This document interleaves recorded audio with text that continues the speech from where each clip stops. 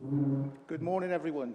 Members of the public, officers and members of the press. May we find wisdom to carry out our duties, humanity to listen to all, the courage to do what is right, and the generosity to treat each other with respect.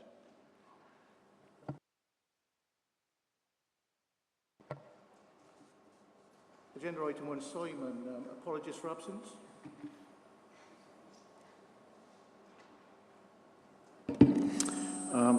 That's horrible feedback.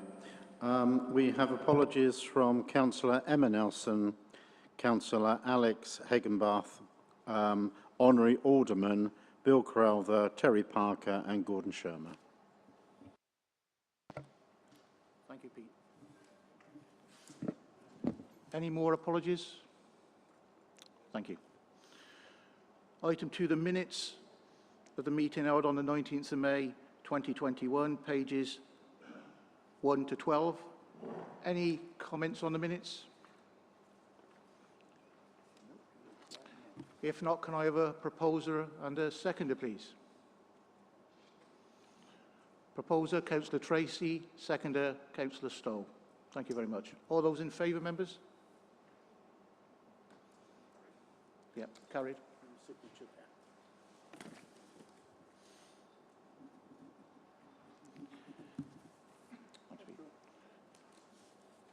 Thank you very much. Agenda item 3, declarations of interests.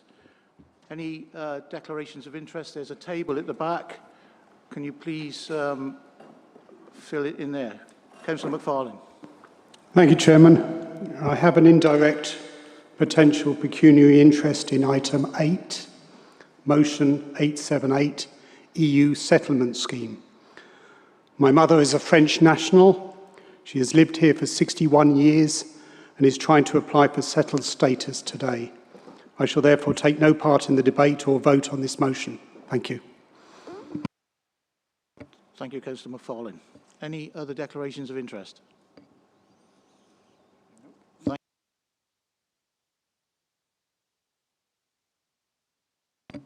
Councillor Hodkinson. It wasn't a declaration of interest, but the whole point of having the video screen is to have the video on. So there's no video. We can't, for those of us at the front, we can't see anything that's going on at the back. Are we going to get the video on, please? Thank you. Simon, will that be taken care of? Yeah, that can happen during the debate. Yes, that will start. Thank you. Agenda item 4, announcements. The Queen's Birthday Honours. To congratulate the people from Gloucestershire who have received honours, and the list, members, is attached, as you know, to the agenda. Thank you. Over to Simon for the fire evacuation procedure and meeting protocols. Yeah, thank you, Chair. So as before, the fire escapes for this room are over there, so you assemble in the car park. There's also another fire escape over in the far corner over there. And in terms of the protocol for the meeting, if you're moving around the room, could I ask that you wear a mask, please? But obviously when you're sat down, you needn't wear a mask.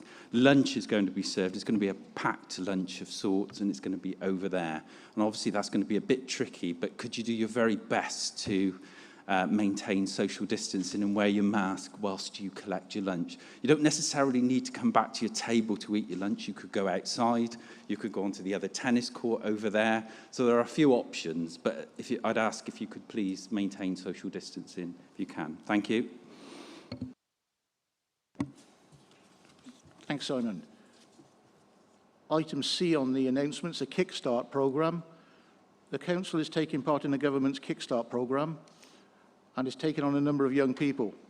In particular, I would like to welcome Max Young and Toby Irwin, who have joined Democratic Services team. They're both here today. Can you stand up, guys, and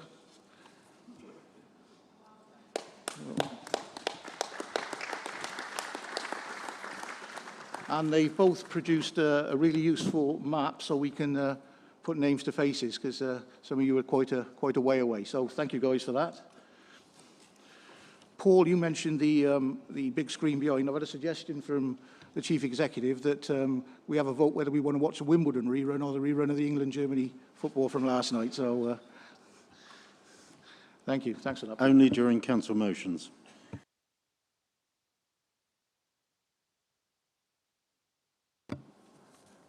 Thank you. On to public questions. We've got 29 public questions today, and I would like to thank the members of the public for their questions. The questions and answers will be taken as read. Supplementary questions must relate to the original question and must be a question. I'm going to be very strict on the timing for this, and that's 30 minutes. Also, for those of you with multiple questions, can you be very specific, please, as to the question that the supplementary relates to? Thank you.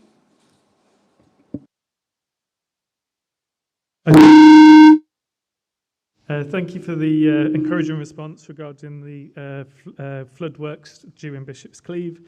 To ensure the residents' concerns are addressed, would a member of the County Council's flood risk management team be willing to attend a site visit to meet with myself and a small number of residents at their earliest convenience that have been affected by flooding to ensure that everything that can be done is done to protect their homes from flooding? Thank you. Thank you, Mr. Stanley. I'll pass over to Councillor Vernon Smith. Thank you, Chair. Just checking, do I stand as normal? Yeah? Okay, thank you. And can I first of all take this opportunity to congratulate Chair and Deputy Chair on your appointments. Yes, thank you, Richard, for the question. I would be more than happy to visit. I think it would be good to get back out on the ground. There's a lot of work going on in Bishop's Cleeve, and I very much appreciate your offer.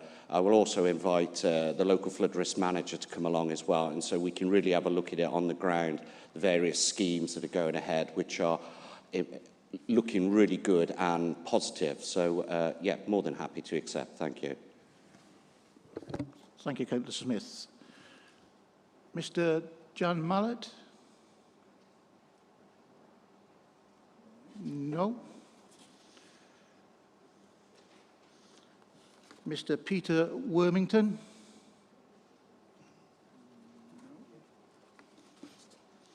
Mr. Alan Mossman?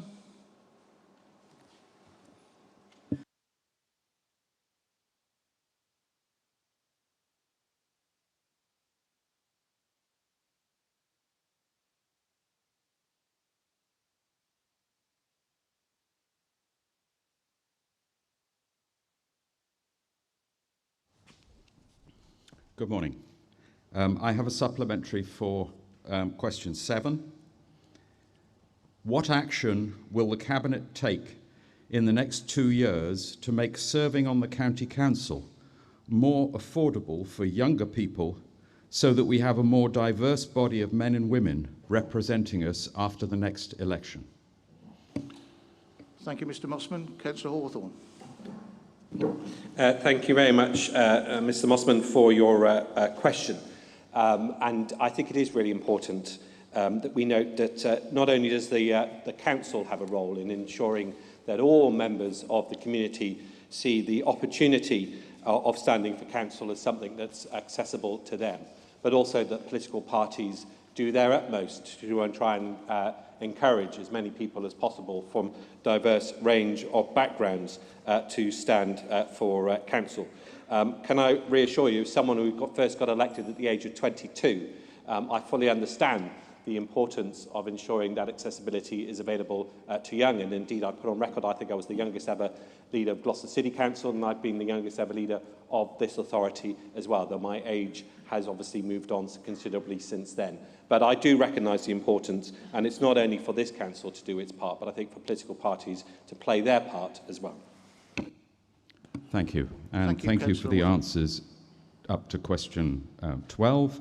My next supplementary is for question 13.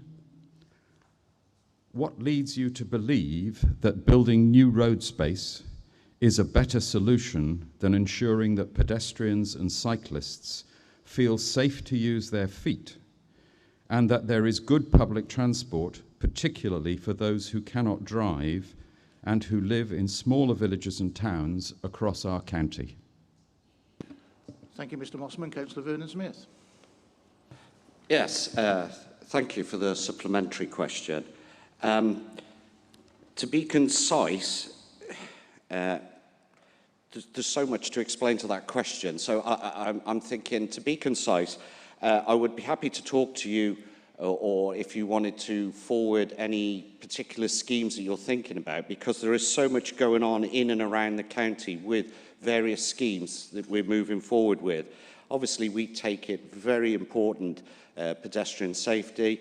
We're very keen and proactive with cycle schemes that are going ahead in and around the county. Also, the amount of schemes that you see listed in my supplementary answer to you, there are lots of positive schemes linked within the scheme itself, though the scheme's heading is a road scheme. So I hope that helps, Chair, because obviously it's such a large, varying question to answer for you. Apologies if it's not quite what you want. Sorry. Thank you, Councillor Smith. Mr. Mossman. Thank you. Question 14. The Council is committed to reducing carbon outputs. We've heard that from the leader. How will this expenditure help reduce carbon emissions while improving air quality and reducing particulates from, for example, tyres and brakes? Thank you, Mr. Mossman. Councillor David Gray. Thank you for the question. I think we have to look at what the Council is doing in the round. It's not about one particular part of our expenditure. In terms of our application to addressing climate change and improving air quality, there are a whole range of policies that the Council is adopting. Making our roads more efficient, though, is one of those, including reducing the amount of time people spend queuing, reducing the amount of time people spend with engines idling, etc., but also things like our commitment to install 1,000 charging points so that more of the vehicles that are on our roads are electric. I think all of these policies will help us to address the underlying issue that we're trying to address, which is the one around climate change and making people's lives more sustainable, our residents' lives more sustainable. Thank you, Councillor Gray. Mr. Mossman. Question 15. I'm absolutely amazed that this information is not readily available, given that the Council is so willing to spend money on building new road space rather than supporting regular public transport to towns and villages across the county. Why is new road space for a few so much more important than providing good transport, good public transport, and active travel for all? Thank you, Mr. Mossman. Councillor Lyndon Stowe.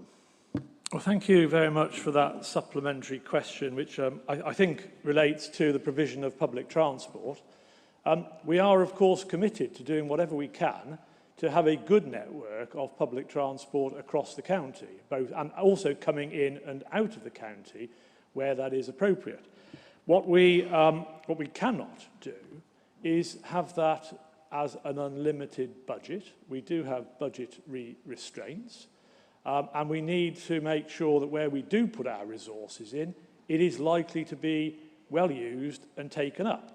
That said, earlier last week we had a meeting of Cabinet and we took a paper which related to a couple of pilot schemes, one in the North Cotswolds, one in the Forest of Dean, very much around on-demand and active travel. So I hope you might have taken the opportunity to read that. If those pilot schemes work, and there is a business case to be made, obviously we would be looking to roll that out further. I have sympathy with your view, but I'm afraid that we simply do not have an unlimited pot of money to be able to deliver every method of transport for everybody who would like it to get from anywhere they like to wherever they would like to get to. Thank you. Thank you, Councillor Stowe. Mr. Mossman. So question 16. Having heard what's just been said, what stops the County Council diverting funds from its budget for new highways to supporting public transport and active travel? Councillor Philip Robinson. Thank you for your question, Mr. Mossman. It's important that we spend on highways to help our post-pandemic economic recovery. Highways are really important to take Gloucestershire forward. But this money that's going into the demand responsive transport, it's a very generous offer from government. It's £1.3 million. It's going to provide a service where we have a trial, but if that trial works, then we will have the evidence to think about extending the scheme. But I think it would be foolish to extend the scheme before it had been tested. This is the way forward for rural transport, but we need to test it. Thank you. Thank you, Councillor Robinson. Mr Mossman. Question 17. The leader of the council has said that the council has been committed to recycling for at least the last 10 years. Burning plastic-rich recyclates is more carbon intensive than burning coal. How does burning paper, cardboard, plastics and so on that is capable of being recycled contribute to the council's goal of increasing the proportion of the domestic waste stream that is prevented, minimised, reused or recycled? Thank you, Mr Gray. Sorry, thank you, Mr Mossman. Councillor David Gray. Thank you very much. Thank you for the question. I think we all share the desire to reduce the amount of these substances that go into that are not recycled. And again, we have a whole series of policies to help pursue that. We do meet our contractual obligations under legal obligations under the Environment Protection Act in terms of the payments that we make. We devote a lot of money to making these payments. In fact, I think in 21-22 we anticipate spending over 4 million in terms of the payments that we will make to local councils. We're always happy to consider other approaches in terms of how we encourage people to recycle more of their domestic waste. So if you have specific ideas about how we can do that, I'd be happy to meet with you and discuss those. But I think as a council, we are doing an outstanding job in terms of addressing this issue. We have, for example, we've reduced our own CO2 emissions by 74% since we started monitoring it, I think, back in 2005. And we, as I said, we are pursuing a whole range of policies that have practical, pragmatic impact in terms of encouraging people to recycle more effectively. Thank you. Thank you, Councillor Gray. Mr Mossman. Question 18. CR4C appears to me to be committed to preventing, minimising, reusing and recycling as much as possible of the domestic waste stream, so it is clearly aligned with what the leader says are the objectives of the council. If the county council is successful in its bid to wind up the community benefit company CR4C, how will any of the current 20-year-old Gloucestershire community charge payers benefit over the next 20 years? Thank you, Mr Mossman. Councillor Gray. Thank you again for the question. I think we have to look at it from the perspective of all our residents. You know, as a council, we have to get value for our residents. And in this case, I believe that what we're doing is doing that. It wasn't us that brought the action. We pursued the action that was brought against us. And now we're pursuing recovery of our costs, which I think is an obligation on the council to do that, because that is, if we can recover costs, then that's to the benefit of all our residents. Thank you, Councillor Gray. Mr Mossman. Question 20. How will any of the current Gloucestershire community charge payers aged 50 or over benefit from this expenditure over the next 20 years? Thank you, Mr Mossman. Councillor Gray. Remind me the question again. Which question you're referring to? 20. 20. Number 20. Again, I think that what we're trying to do is maximise for our residents. We're trying to pursue actions that deliver for them the best outcome. So whatever age you are in terms of paying your council taxes, I think you would expect people, the council, to be responsible in pursuing the best outcome for the residents as a whole. Thank you, Councillor Gray. Mr Mossman. Question 21. If all the councillors had access to all the documents, why was a freedom of information application necessary? I think this issue has been debated. I'm a new member, so I wasn't around for some of those debates, but this issue has been come up on numerous occasions in numerous other meetings, and there's been a huge amount of information available, and I think it's been done, everything about the Javelin Park development has been done in the interests of the council, of the residents as a whole. So I believe, again, we are just doing what's in the interests of our residents. Thank you, Chairman. Thank you, Councillor Gray. Mr Mossman, finished? Thank you. Thank you very much for your questions.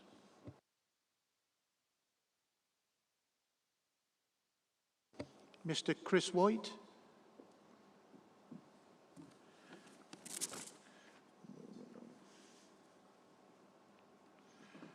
Leslie Williams.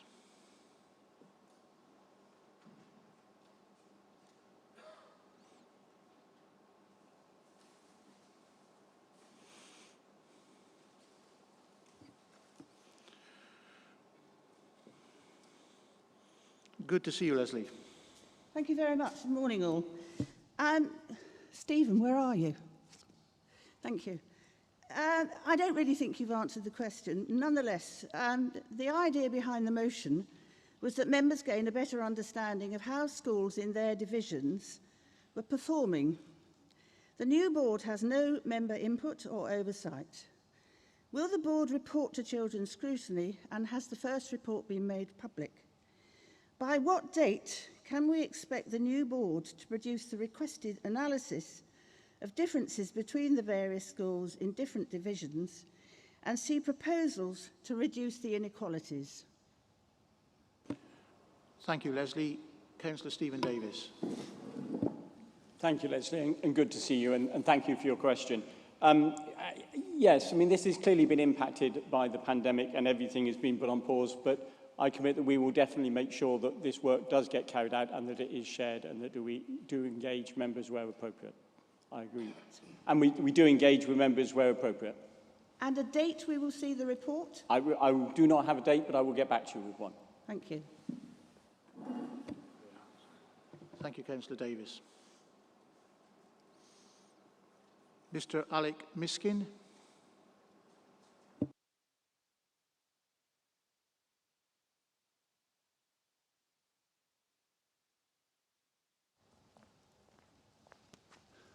Good morning.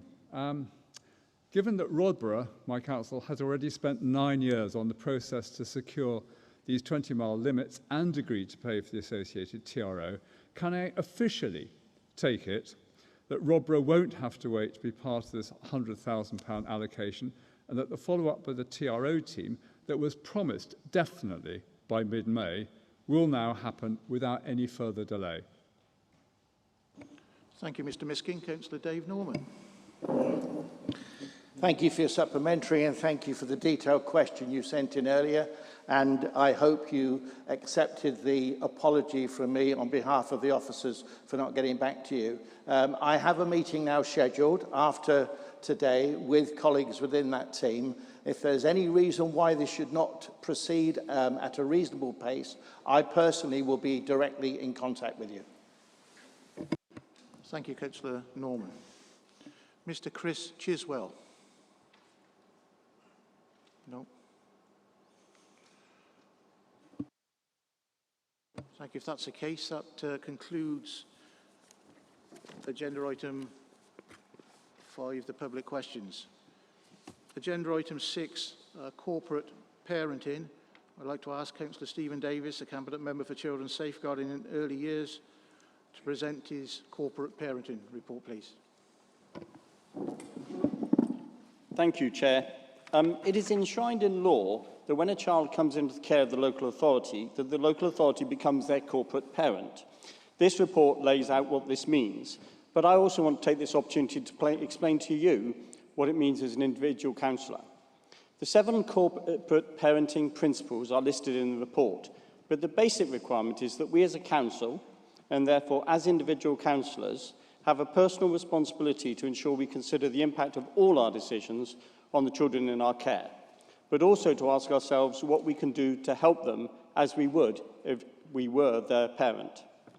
Nominations have been received from all parties to join the corporate parenting group after an invitation to join the group was sent to all councillors, and this group will receive performance and quality reports. This activity will form part of the Ofsted inspection.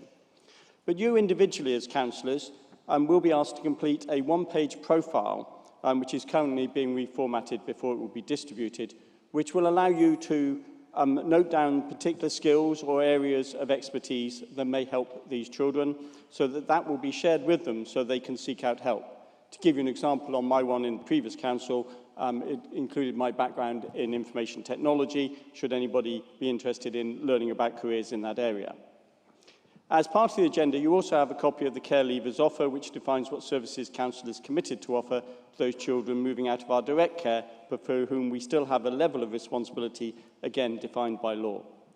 I hope that, like me, you see this role as corporate parent as a privilege as much as it is a duty to improve the start in life that these children get. Thank you, Chair. Thank you, Councillor Davis. Members, any questions on the corporate parent report? Councillor Willingham. Thank you, Chairman. I have a couple of questions. Sorry, my phone is just locked with the questions on it. So the first one's about the your money offer in the Care Leavers Offer. And one of the things, one of the bullet points on page 11 of that document, which I think is page 29 of our agenda, says managing debt. My concern as a corporate parent, as I would be if I was a parent in my own right, is actually probably avoiding debt would be a better thing to put in there, and money management. I think it's questionable whether we should be encouraging care leavers to get into debt, and we might need to look at changing that, because if we're expecting them to end up in debt, that isn't a good way to start their adult life. And it might be better to have wording in there about not getting into debt in the first place. The second question I've got, and as someone new to the council and therefore new to corporate parenting, is, again, I notice in there is a discussion about getting people the identity documents that they need, and that would include a driving licence. So the question then is, for the children in care, how do we ensure that those that are able to actually learn to ride a bicycle, get a bicycle, and then as they get 17, if they wish to learn to drive, are able to get driving lessons, just as you might do if you were a normal parent? So there are my two questions, one about the development and also one about avoiding debt. Thank you, Councillor Willingham. Councillor Davis.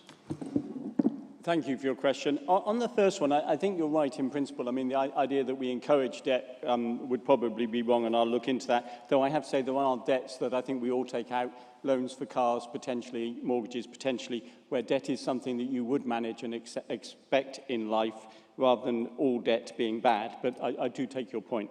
On your question too, I mean, there is some personal choice in this within children in care to make their own decisions about riding and bicycling and so on. But I will also look to make sure that information is made available to them. Thank you. Thank you, Councillor Davis. Any more questions, members, to the Cabinet member? Thank you very much. Thank you very much, Councillor Davis. Agenda item 7. Petitions. Simon, have we any petitions this morning? Thank you very much. Agenda item 8, motions on pages 35 to 38. The Council's constitution provides for a maximum of 2 hours for debate on motions, and the procedural standing order relating to the time limit may not be suspended. I recognise that the voting process may take longer than usual, so I have asked that the Democratic Services team do not count the time taken as part of the 2 hours. The time limit for member speeches is 3 minutes, and the time limit for proposing a motion is 5 minutes. At the end of the 2-hour period, those members who have already indicated their intention to speak on the motion being debated at that time will be allowed to speak. The mover of the motion will be asked to sum up, and the vote will then be taken. Thank you, members. So the first motion, which is 876, call to adopt 20-mile-an-hour maximum speed limits in areas where vulnerable road users and vehicles mix. So can I invite Councillor Roger Wyburn to propose and speak on the motion, please? Thank you. Thank you, Chair. One second, Councillor Wyburn. Councillor Willingham, you've... I was just going to indicate to speak after the proposer and seconder. Thank you. Thank you, Chair. So why 20 mile an hour in the streets where people are living, working, learning? Well, primarily this is about reclaiming the streets back for the people who own them, so that you can live and walk and cycle and feel that children are safe on the streets. It's also about road safety, and it's a bit about air pollution too. If you're hit at 20 mile an hour as a pedestrian, you'll probably survive, but that's much less likely at 30 miles an hour or even 40. It's also about climate change and about encouraging a shift from cars to other transport modes. So what is this proposal trying to achieve? 20 miles an hour becomes the default speed where people live and work and learn, and not 30 miles an hour as the default. And it's about 20 mile an hour speed limits over wide areas, except for main and through roads. So I will drive respectfully through your neighbourhood because I expect you to do the same in mine.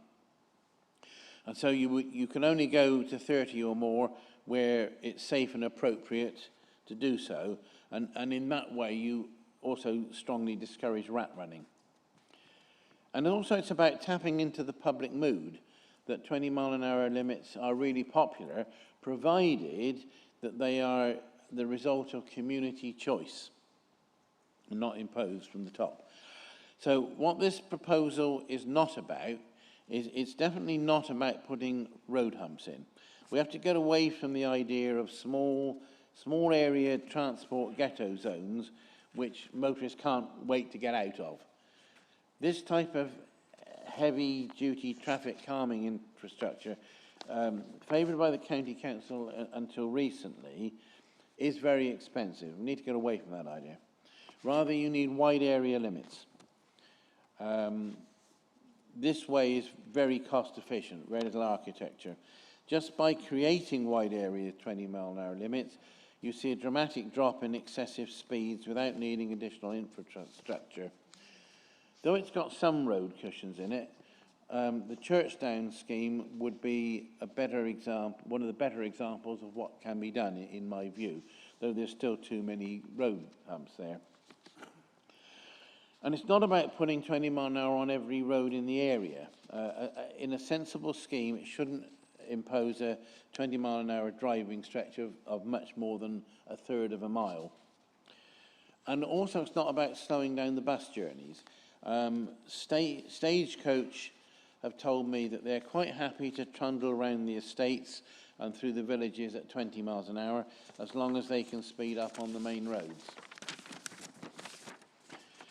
So inevitably there will be compromises. My residential street may be your travel to work route, and some people have the mixed fortunes of living on main roads. So it's local communities who need to decide which are going to be the 20 versus the 30 mile an hour roads, not GCC. So hence the wording in the motion. So GCC over the years, unfortunately, has taken such little amount of action compared to other local authorities including other rural authorities such as Lancashire, and it's really woeful to see how little has been done to date. The £100,000 cited in the officer report for the current year, that's much valued and fought over, but so much more needs to be done. Accidents are too many, and in Cheltenham, for example, consultants have commented that the speed limits are generally very high. By contrast, many of the UK's larger cities have adopted 20 mph for residential streets, and the Welsh Government has recently announced it will become policy to do the same. So despite the wide-ranging benefits, it's incredibly difficult to get 28 mph schemes installed in the county, and we've seen that in the questions that have come through the TRO process and other processes. But it's worth noting that in marked contrast, that the entire city of Portsmouth was changed over to 20s plenty using just 6 traffic regulators. Councillor Wyburn, can you bring your speech to a close, please? Yeah, one more paragraph. As I say, it need not be enormously expensive. In closing, I do hope this motion is not going to be consigned to the too difficult box through amendments which strip it of meaning or kick the can down the road. GCC needs to commit to a programme of action and to find out what the whole county wants through its districts, parishes and communities, and Cabinet should commit highway funds to it. Thank you, Chair.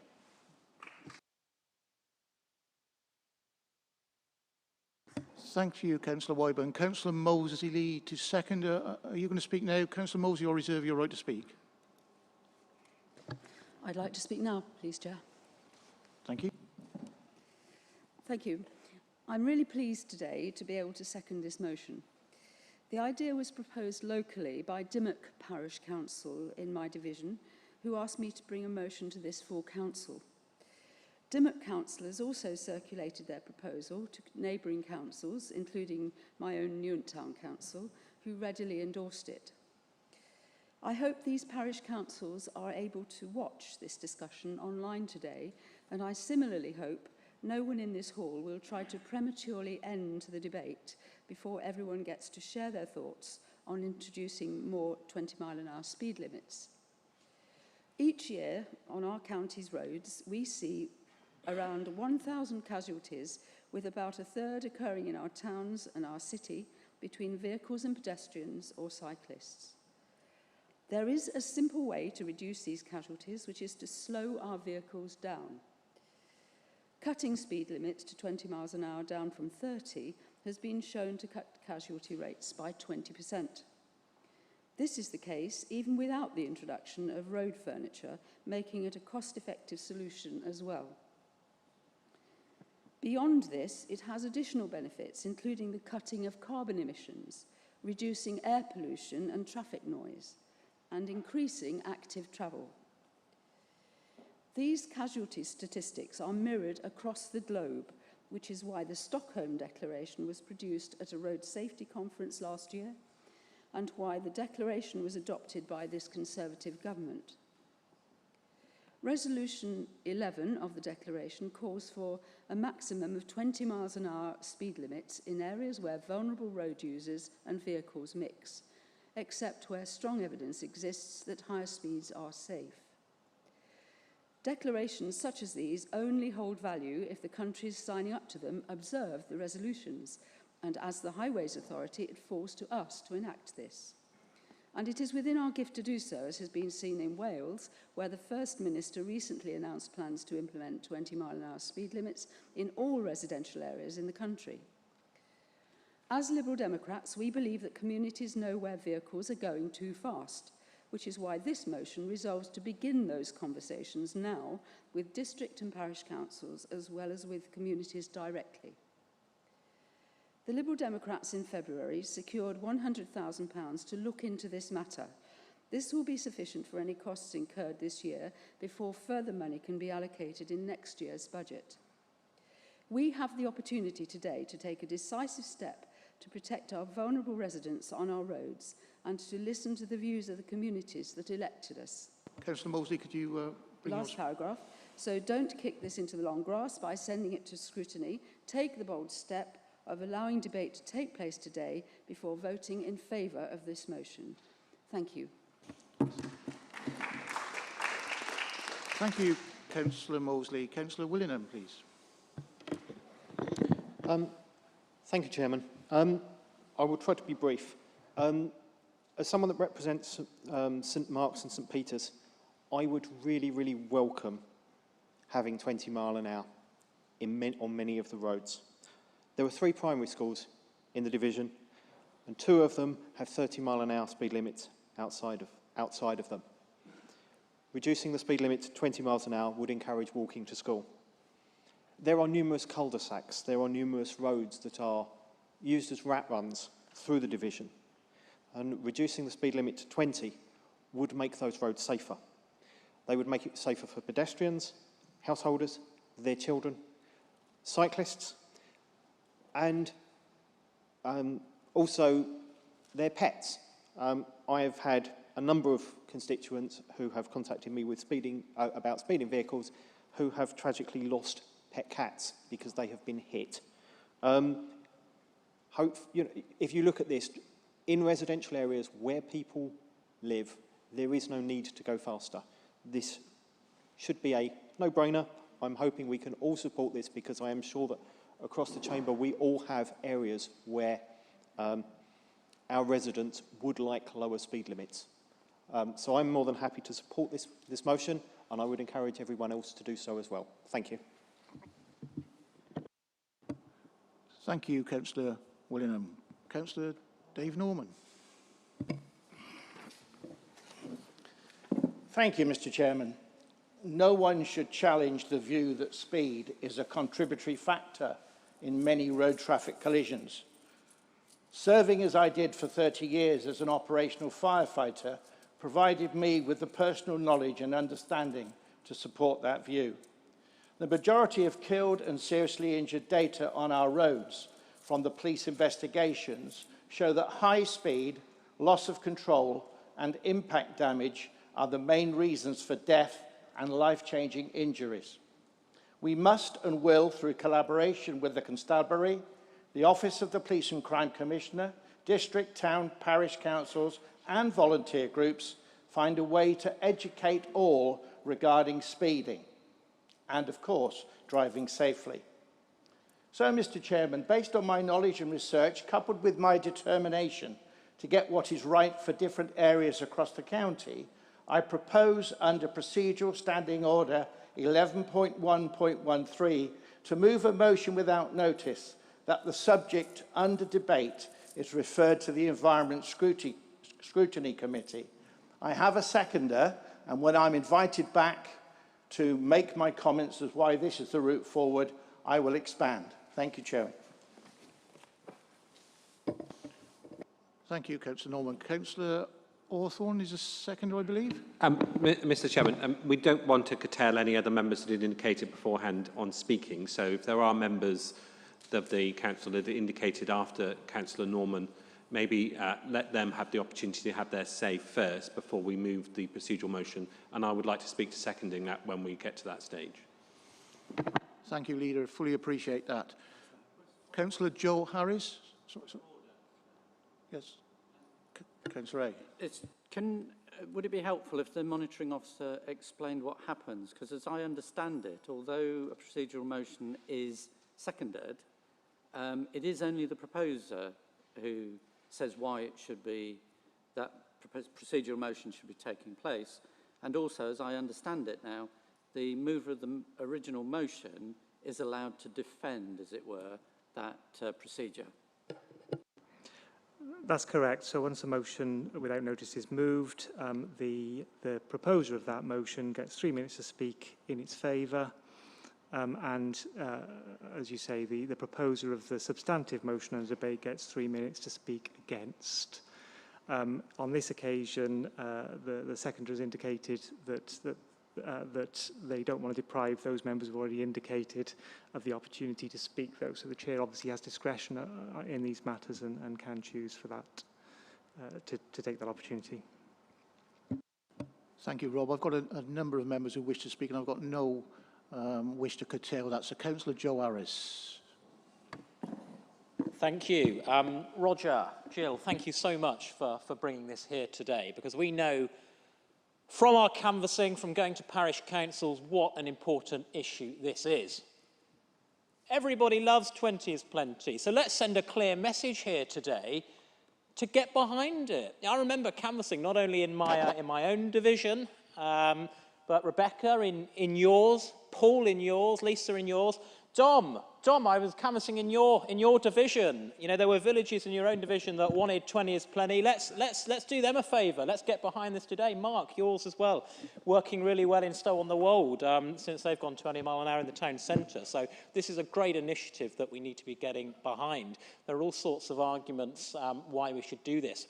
Better road safety, obviously, helps tackle pollution. You know, if people aren't braking as much as they would need to if they were going at higher speeds. So great thing. So come on, guys. I asked my Conservative colleagues, let's get behind this. Let's not kick it into the long grass. That's not what our communities want. They want us to get behind it. They want us to send a clear signal. And what I really want to do is to our wonderful highways officers across the county, I want to send them a clear message, because often when we have our meetings and we say, oh, we'd really like to explore 20 mile an hour zones, you can see the look of horror on their face. You can see that look of horror as they can see the bill adding up and adding up and adding up, and they can see the paperwork and the bureaucracy. Well, I say no to that. I say let's get behind this. Let's send a very clear message today, and let's show that the leadership and this council are serious about 20 mile an hour zones, and let's get implementing them. Let's not kick this into the long grass. Let's send a clear message today by voting for this motion and not kicking it into the long grass. Thank you, Jill. Thank you, Roger. I back you 100%. I hope the council will as well. Thank you, Councillor Harris. Before we go to Councillor Chloe Turner, Councillor Wyburn, do you want to come in at this stage? Yes, I want to respond briefly, as is my right, to the procedural motion. I think it is important. This is a really important subject, as you've already heard from people, and it really does need a full debate, proper debate in full council, and I hope we will not be deprived of that. I mean, I entirely get it that there are budgetary and other reasons why the council, and particularly the cabinet, needs to consider the implications before committing to significant monies. But this could be done anyway through a different type of non-procedural amendment that does not prevent debate now.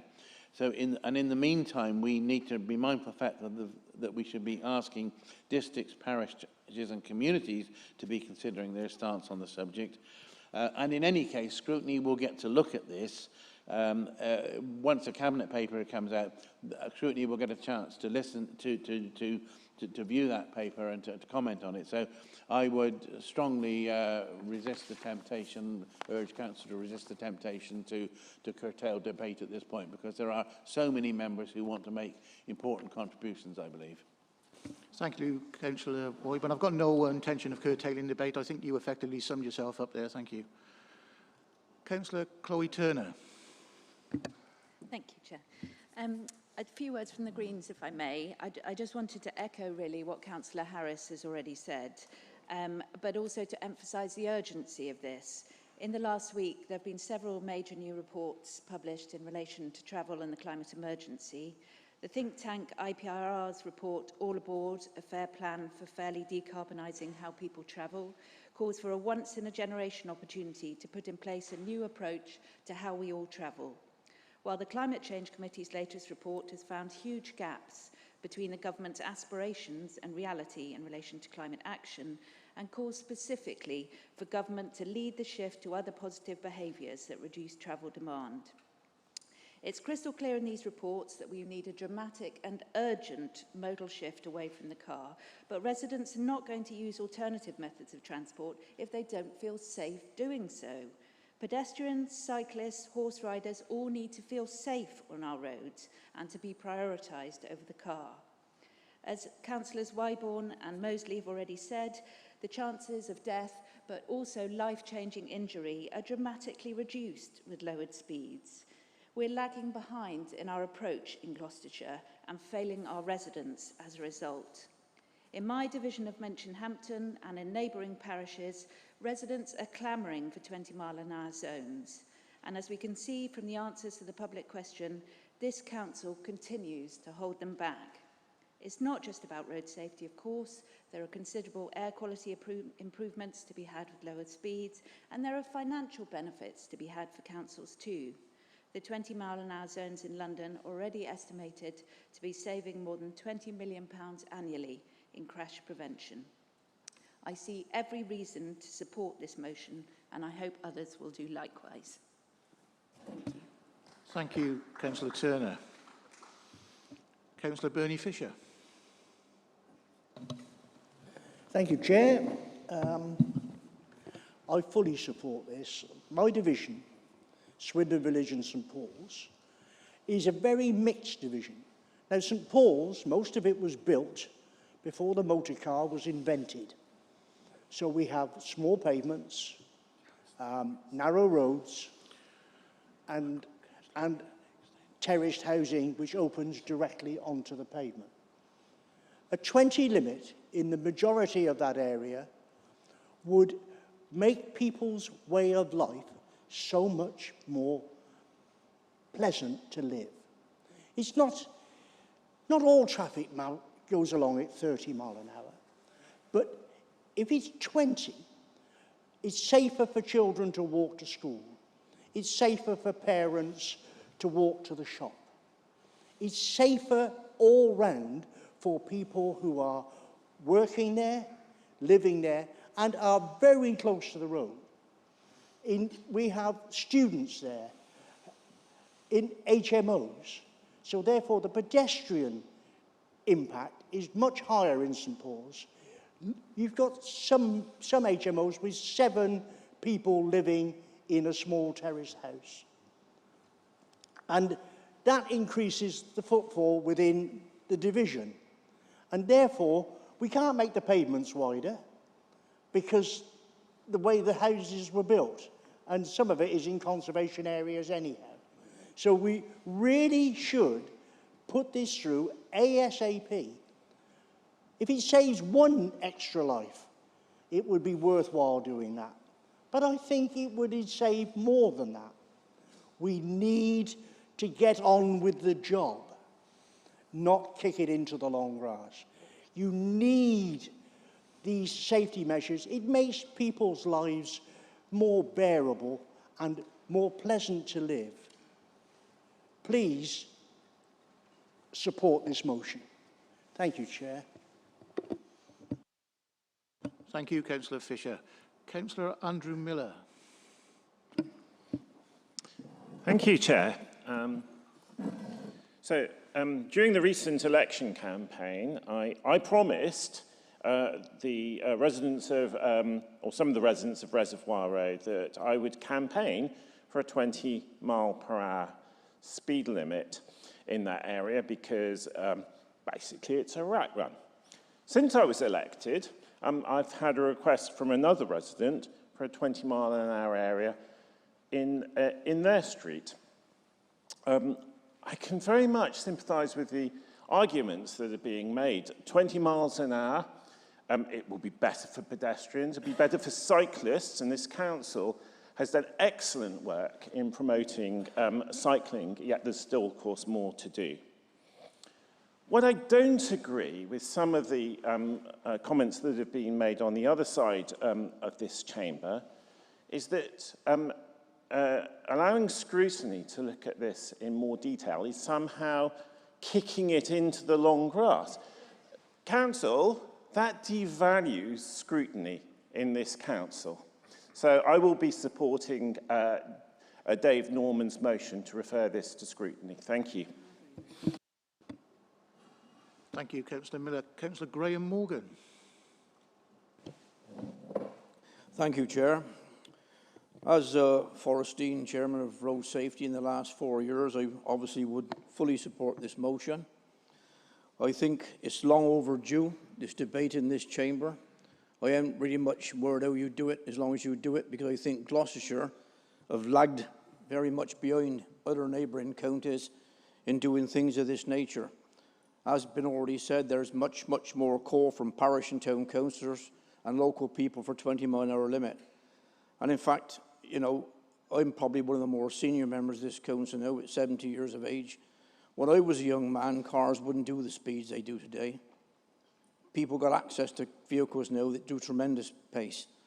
And some young people drive their cars like they play Nintendo Switch or like they've just stole them. And, you know, when you see young children playing and you see these vehicles going down through your estates at that speed, it makes me cringe because a child is very unpredictable. As you all know, if you've not got children, you've got grandchildren. They would run and jump even if they're in your hand. So this county needs to get its head around this and do some serious thinking about this, because not only the speed of vehicles, but the onslaught of electric vehicles, which are very, very silent. We've got this increase in speed and now very silent vehicles, which is very good for the environment. But, you know, let's be fair about it. Our speed limits, and as already said, our infrastructure don't no longer cater for these types of things that's going on. And I see it every day in the town I live in. So, Chair, I fully support this. It's long overdue. Thank you. Thank you, Councillor Morgan. Councillor Steve Robinson. Thank you, Chair. Well, I should certainly fully support this. I thought when I became a county councillor 4 years ago that it would be really helpful that I would be able to help my division to get the 20 mile an hour that they, particularly in Ellsworth, what they've been working on for 9 years. Just like the local councillor from Robborough said under public questions, we too have been working for 9 years on this project to get a zone in Ellsworth. I really wonder, over the last 4 years when I've been on as a full county councillor, whether there has actually been whether there has been a 20 mile an hour limit anywhere in the county, that a new 20 mile an hour limit that has actually been approved. I wonder, I don't know of any, and I would ask Councillor Norman if he could look into that for me. But we've done all our consultation we've had all our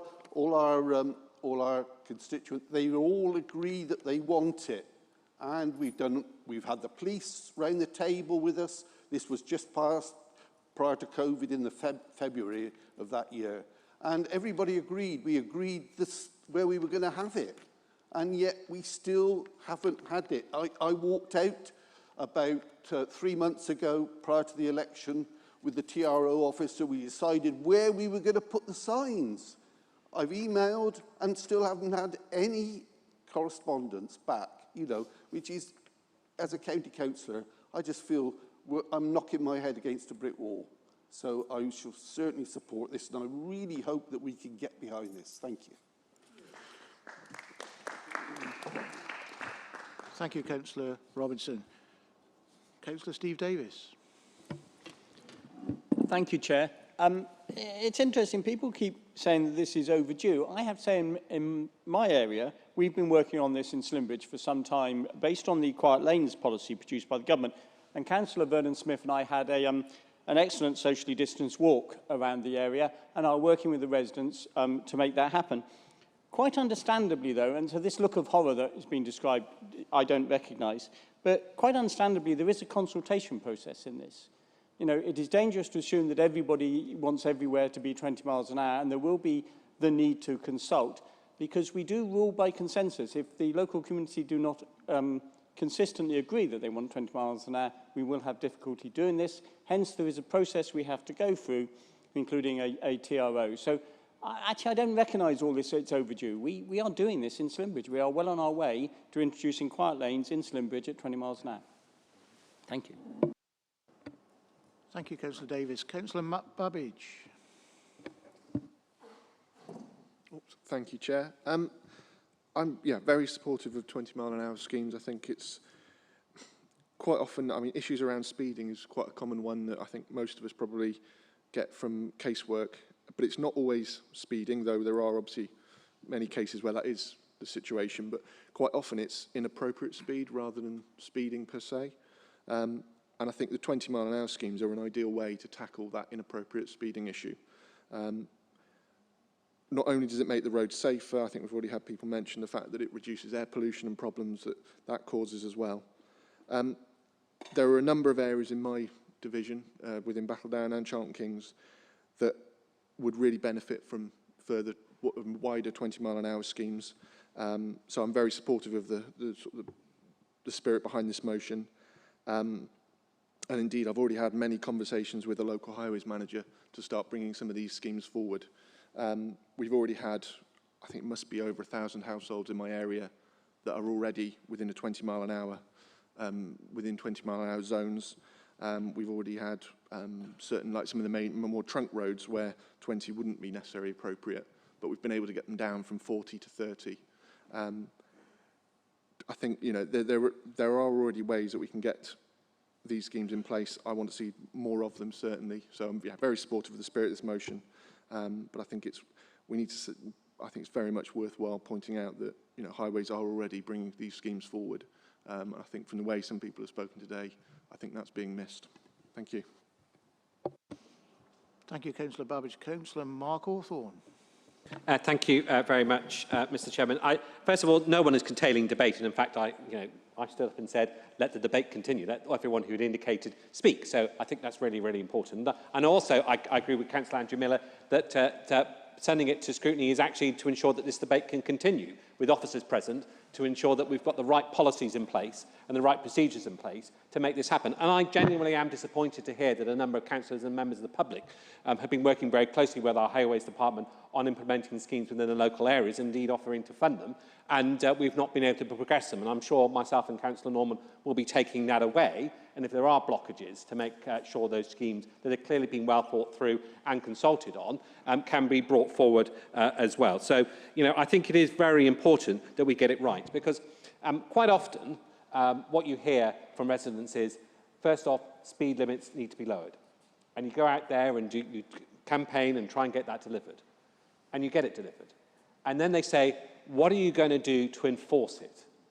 And that's when it starts to become slightly more complicated. Because quite often, 90% of local residents will adhere to whatever speed limit is on the road. But there is a small number who do not. And they're the ones that actually cause the issues. They're the ones that actually cause the problems. And they're the ones who are at a risk to the community and to the public.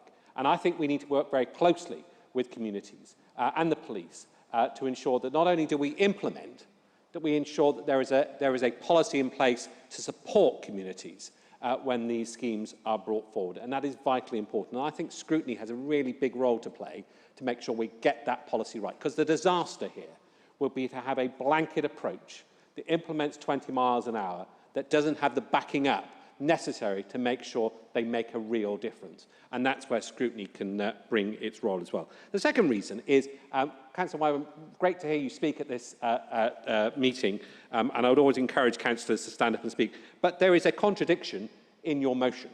There is a contradiction in your motion, because this motion starts at the beginning about the Council resolves to formally adopt Resolution 11 of the Stockholm Declaration, which mandates a maximum road travel speed of 20 miles an hour in areas where vulnerable road users and vehicles mix. And then you go on to say that this would mean that there would be a default speed limit of 20 miles an hour.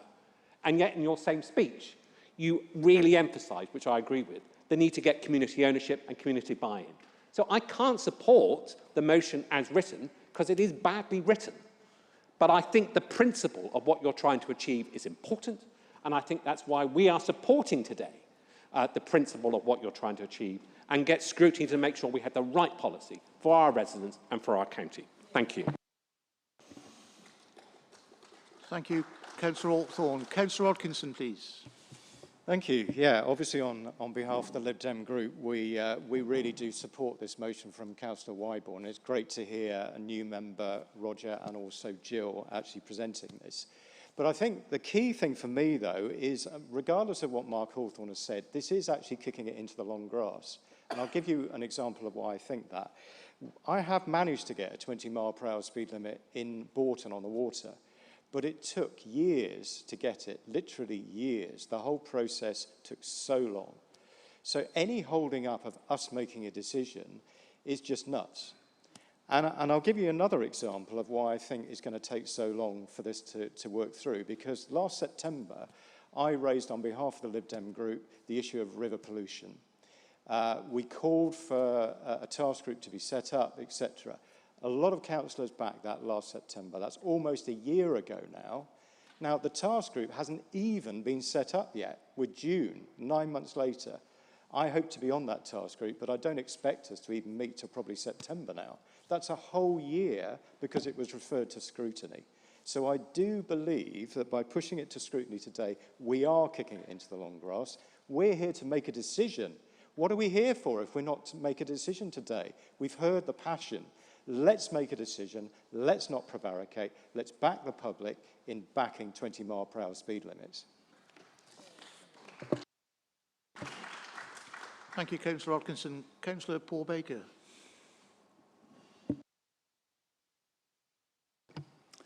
Thank you, Chair. Inevitably, there will be some repetition of the arguments, but I think everybody here, and no one's spoken against the principle of 20-mile-an-hour zones, because we all know it makes absolute common sense. Why then has this authority lagged so far behind other authorities all around the country? For years and years and years, this council has had no priority or desire or energy or enthusiasm for introducing these policies across the council, across the county. You go to Bath, Portsmouth, these councils have grabbed the bull by the horns, and they've done it. Here we just prevaricate. You look in the budget, how much money has this council put towards pedestrian safety? £400,000. It's a drop in the ocean. And it's only because the Lib Dems put £100,000 in the large budget we've got anything at all. And that's a drop in the ocean. We really need to grab the bull by the horns. The residents want it. There will always be residents who don't want it, and they'll be the ones who will be doing the speeding. We need to do it because the majority of people want it, and we know it makes sense to do it. There is not one reason not to do this other than political will. So let's vote on this today and support it across the political spectrum. I remember when I was going to school, I cycled to school. I cycled 3 miles to school every day. There is no way on earth I would allow my children now to cycle 3 miles to school. Why? Because of the speed of traffic. Not just the volume, but the speed of traffic. If we're serious about wanting people to walk to school, to cycle to school, we need to be reducing traffic speeds, because parents will not feel comfortable allowing their children to cycle and walk until those speeds are reduced. And it's no good to say we can't do it because of enforcement. If you use that argument, you'd never do anything, would you? We have to rely on the police to enforce what we introduce. And the fact of the matter is, if you reduce speed limits to 20, the overall speed limit will inevitably reduce to nearer 20 than 30 or 40. I can hear no reason for kicking this into the long grass.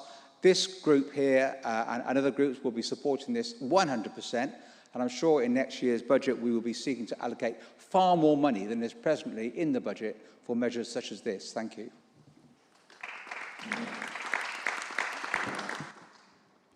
Thank you, Councillor Baker. Councillor Collinet. Thank you, Chair. I just want to answer some of the questions, and certainly the argument put by Councillor Miller that this should go to scrutiny. There is no reason on earth why scrutiny doesn't pick up this issue, whether we vote on it today or it's passed on to them. It would be very helpful if scrutiny got involved in developing the policies that this sort of sets in train.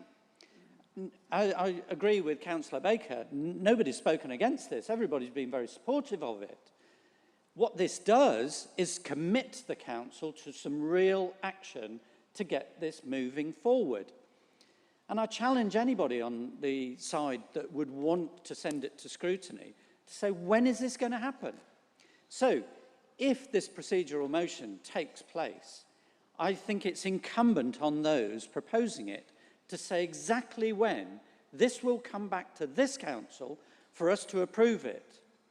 And as for Mark saying there's some ambiguity in the motion, that actually approving the Stockholm Protocol means that we are committed that the default will be 20-mile-an-hour limits in residential areas. But with what we heard from Roger was him saying that within that, that's the default. There may be good reasons why It's not 20 in certain circumstances.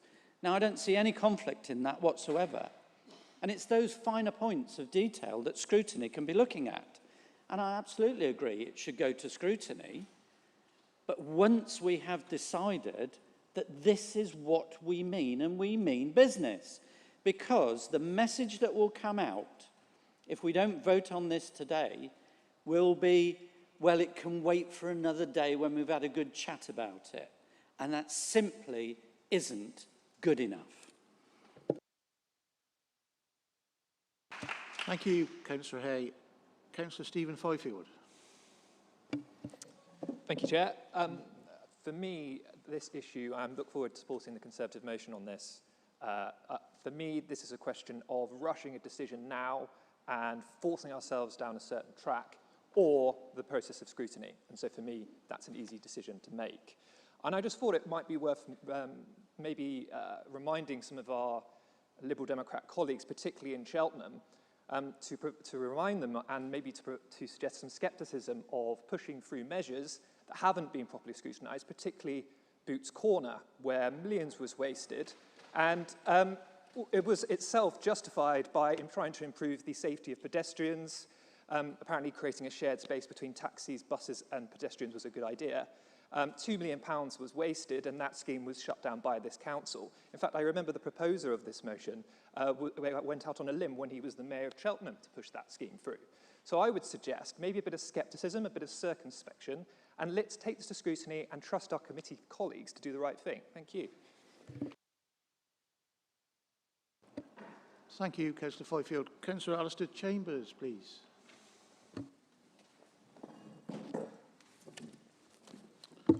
I like and welcome the idea of scrutiny considering the reduction through evidence gathering. And evidence gathering is key to this.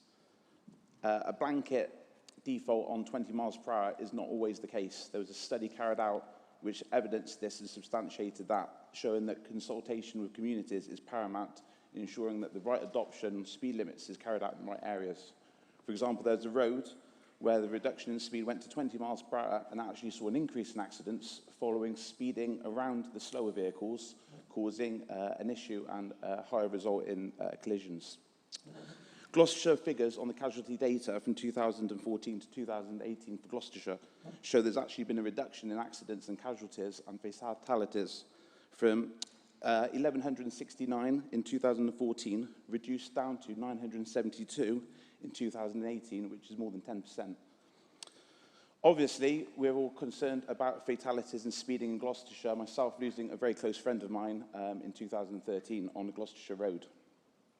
That said, an example in my division of Coney Hill and Matson, which has already been raised with a cabinet member, namely Dave Norman, is getting pushed through.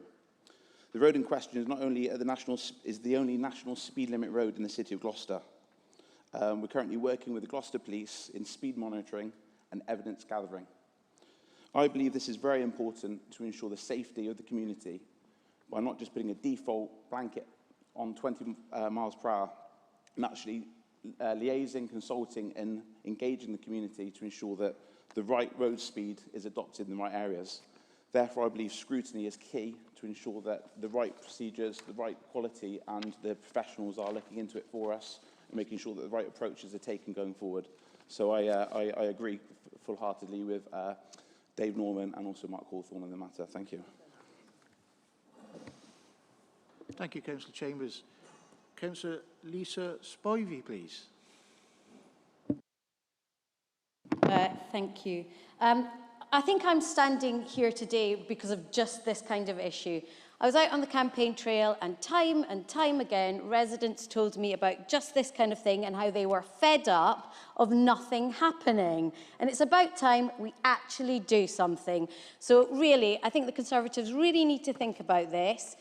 My residents in my 17 parishes across my largely rural wards have told me again and again and again that this is exactly the kind of thing that they want to see. They want to see action. They want to see it now. Let's stop prevaricating and actually get on with doing something. I stood for council because I wanted to actually deliver for my residents. I'm fed up here listening to all this. Let's move it, let's do it later, let's do it whenever. Let's do it now. Come on, guys. Thank you, Councillor Spivey. Councillor Don Morris. Thank you, Chair. The irony of telling a farmer that he's kicking something into the long grass in the haymaking season isn't lost on me. Delighted to see you, Joe, in Fairford and Lechlade. I'm sorry the people of Fairford and Lechlade didn't agree. But I think we are all absolutely in unison towards our end, which is safer roads and keeping them open, keeping livelihoods going, but getting this right. We all agree on the ends, so we need to have a conversation about the ways. And I think we need to take that through scrutiny. We need to have a longer conversation about this because people haven't talked enough today about behaviour change and about compliance and enforcement and some of the new technological capabilities to drive community-led behaviour change that will make our roads safer. So I'm really looking forward to taking this through scrutiny. Some sensible questions were asked about timing. I'd already put a slot in the committee of September. We look forward to taking that through, talking through those ways to deliver the ends upon which I think we all largely agree. Thank you. Thank you, Councillor Morris. Councillor Vernon Smith. Yes, thank you, Chairman.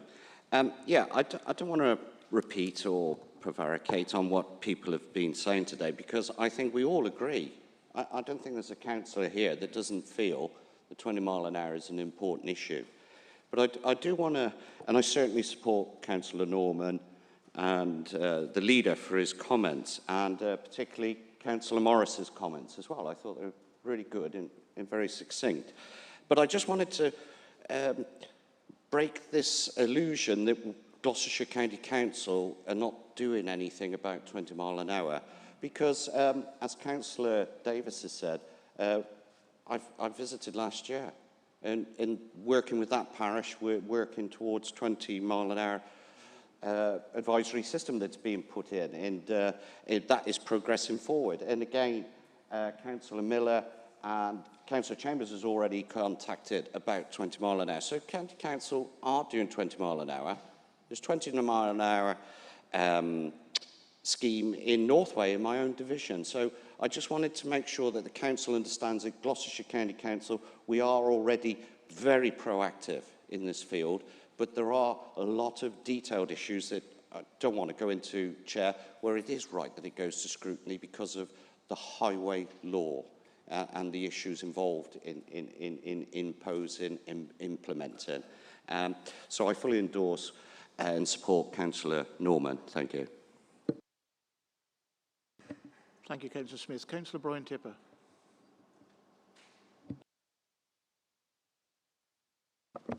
Thank you, Chair.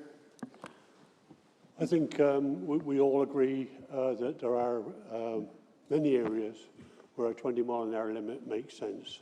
I know of 2 or 3 in my area, and I know that Section 106 money will help towards getting some of them. We all got to recognise that there is a process. The TRO is literally a law process that we have to obey, and we have to substantiate as a corporate body to serve everyone. There's ad hoc views. It is well known that a figure of 87% of the people obey speed limits, no matter what they are and where they're checked. 87% is the figure that is recognised.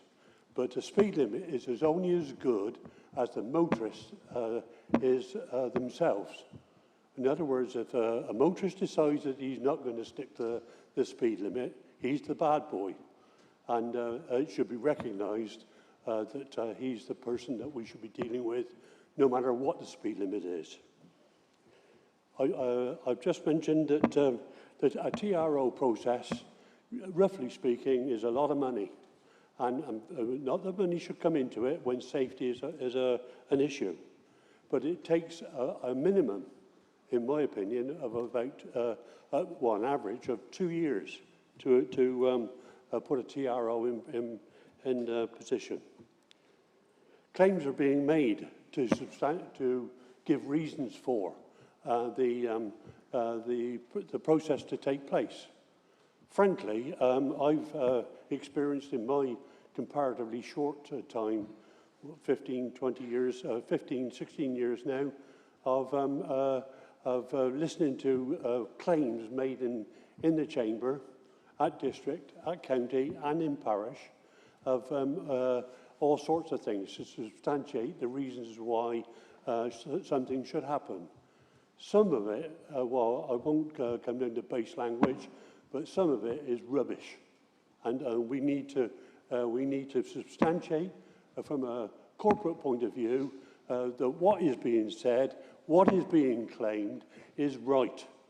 And therefore we can, with an open and transparent statement, we can be honest with the public. 10 seconds, Councillor Tipper, please.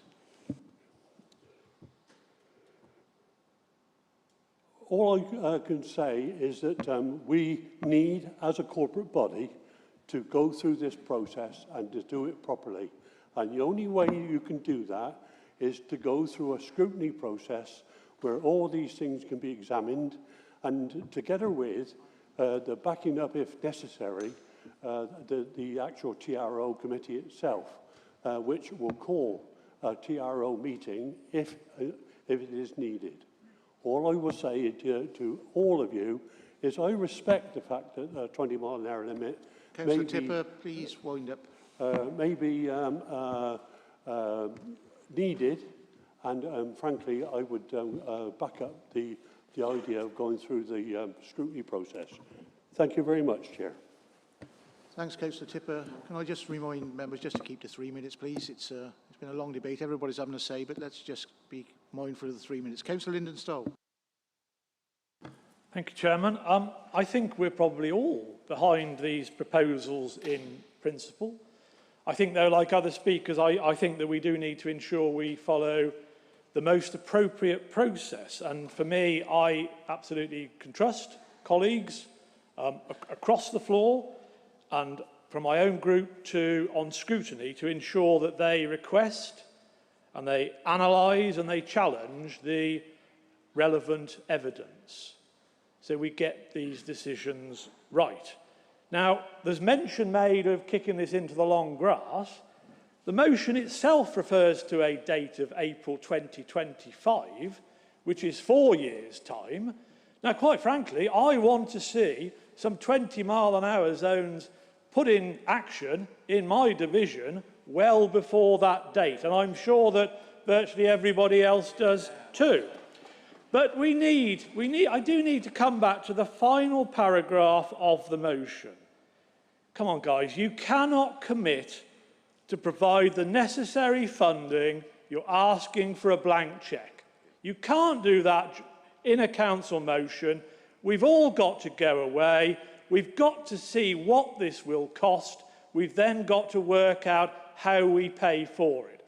So I would urge this to go to scrutiny, for them to do the proper process, to undertake due diligence, to come up with some budget proposals that we can feed into this year's budget round so that we can do the job properly, and that's the way forward, and that needs scrutiny to be involved. Thank you, Chairman. Thank you, Councillor Stowe. Councillor Chris McFarlane. Thank you, Chair. We need behaviour change on our roads and in this council. Why does this council continue to adopt a yes, but position when we need to encourage a yes and position to this issue? How many lives will continue to be compromised and harmed every day until slower speeds are mandated across the board in our county? On this occasion, a go slow motion should not be reflected with a go slow council. The information has been there for years. The evidence is clear. It's been scrutinised by bodies right across, at every level. The motion is there. You should have read it. You should have looked into it so that you could come to a decision today. The benefits are there for the taking. Multiple benefits in lives saved, in the costs of the NHS system and the fire service for trying to rescue lives that have been killed by speed. The carbon emissions reductions, the petrol savings, the air pollution savings. Please say yes and when supporting this motion. Thank you. Thank you, Councillor McFarlane. The last speaker I've got, unless anybody else has indicated, is Councillor Ben Evans. Unless there's anybody else wants to speak. Ben. Thank you, Chair. I feel a bit rude. I don't know which way to look because I've got my back to everyone. I think colleagues on this side of the net are being a bit unfair on Councillor Smith and the Conservatives, because I think highways are doing their bit to bring speeds down through the state of the roads. If you go up more than 20 miles an hour in Churchdown, you're taking your life in the hands. Brookfield Road in particular is barely passable in places. And so I think people have been slightly unfair around that. What's really frustrating is to have Conservative member after Conservative member stand up and say, we agree. We agree, we agree, we agree. And then vote against it, because that tells me you don't agree. If you agree with it, and I don't know, I haven't counted, but I think there's 6 people have stood up and said, we agree. If you agree with it and vote with this motion, then the motion will pass. And you can show that you agree by voting for it. But of course, as my colleagues just said, what I'm hearing and what the public will hear is we don't agree. And if it was a one-off case, if this was the only time you'd said it, and it was the only time that there'd been dithering from the Conservatives around environmental issues, this is a safety issue, but it's also an environmental issue, such as the palaver about accepting a climate emergency that we had from the Conservatives. If this was the only case, I'd probably think, I might be swayed if I was a member of the public. I might think, they've got a point, they're trying to show due diligence. But actually, it's just repeated behaviour of trying to kick things down the path and not do anything. And I think that's a real problem. In terms of, we're well aware that there's a process to go through. 2025, again, we've had members saying there's a process to go through, there's a process to go through. We know there's a process to go through. What we're asking is that this council says, we're behind this, we think it's a good thing to do, and then we go through the process. We're not saying that tomorrow, we all go out with 20-mile-an-hour signs and start sticking them up. 2025. But we're aware that, 9 months is for the Rivers group that Paul's alluded to earlier. That's, we don't know. We don't know. And so actually the sensible thing to do is for those members on all sides who agree with this motion, and I agree with it, all members who've said that they agree with it should vote for it and show that they agree with it, show us they agree with it, and show the public that actually rather than just being it's difficult, we don't know, we'll have a think about it, this is a council that does make decisions, makes them in the best interests of communities, makes them in the best interests of the environment. So I'm completely against the, I don't know what the phrase is, counter-proposal or whatever the proper word it is, and I would really recommend that people think carefully about voting on the first proposal that Roger made and actually voting through and showing some leadership on this issue. Thank you, Councillor Evans. We go back now to the procedural motion. Councillor Dave Norman.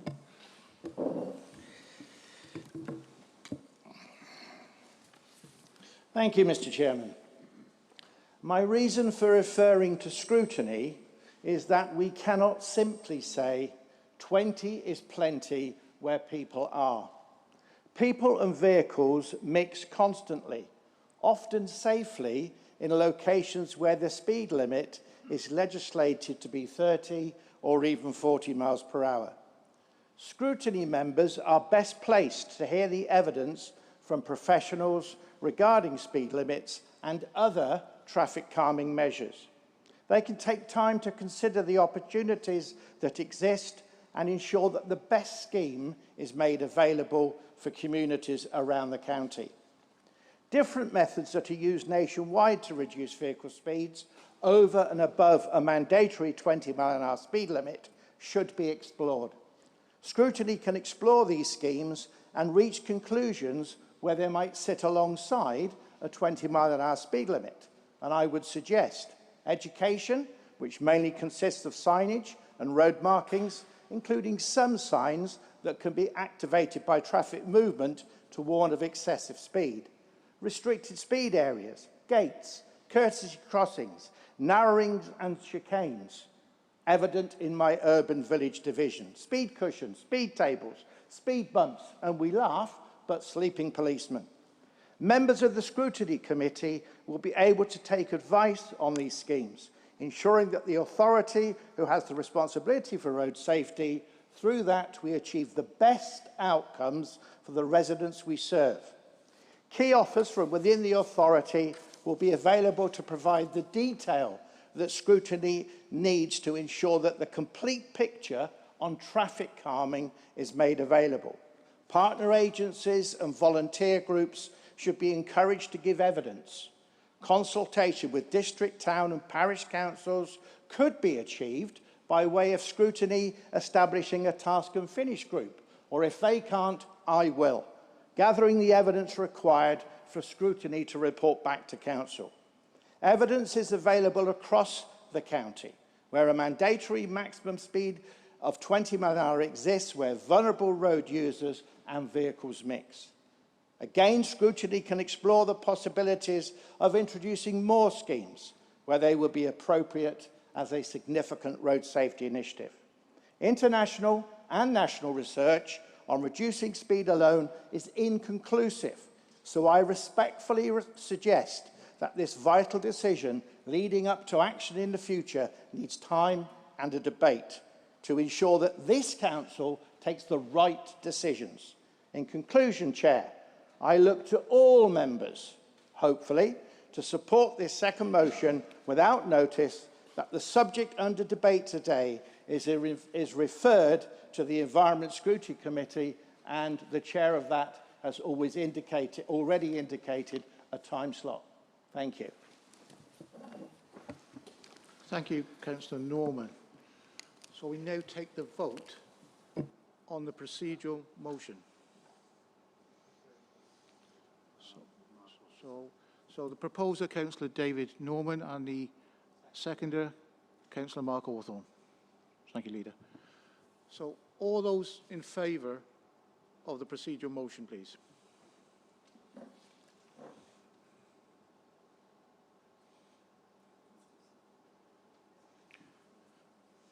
And those against?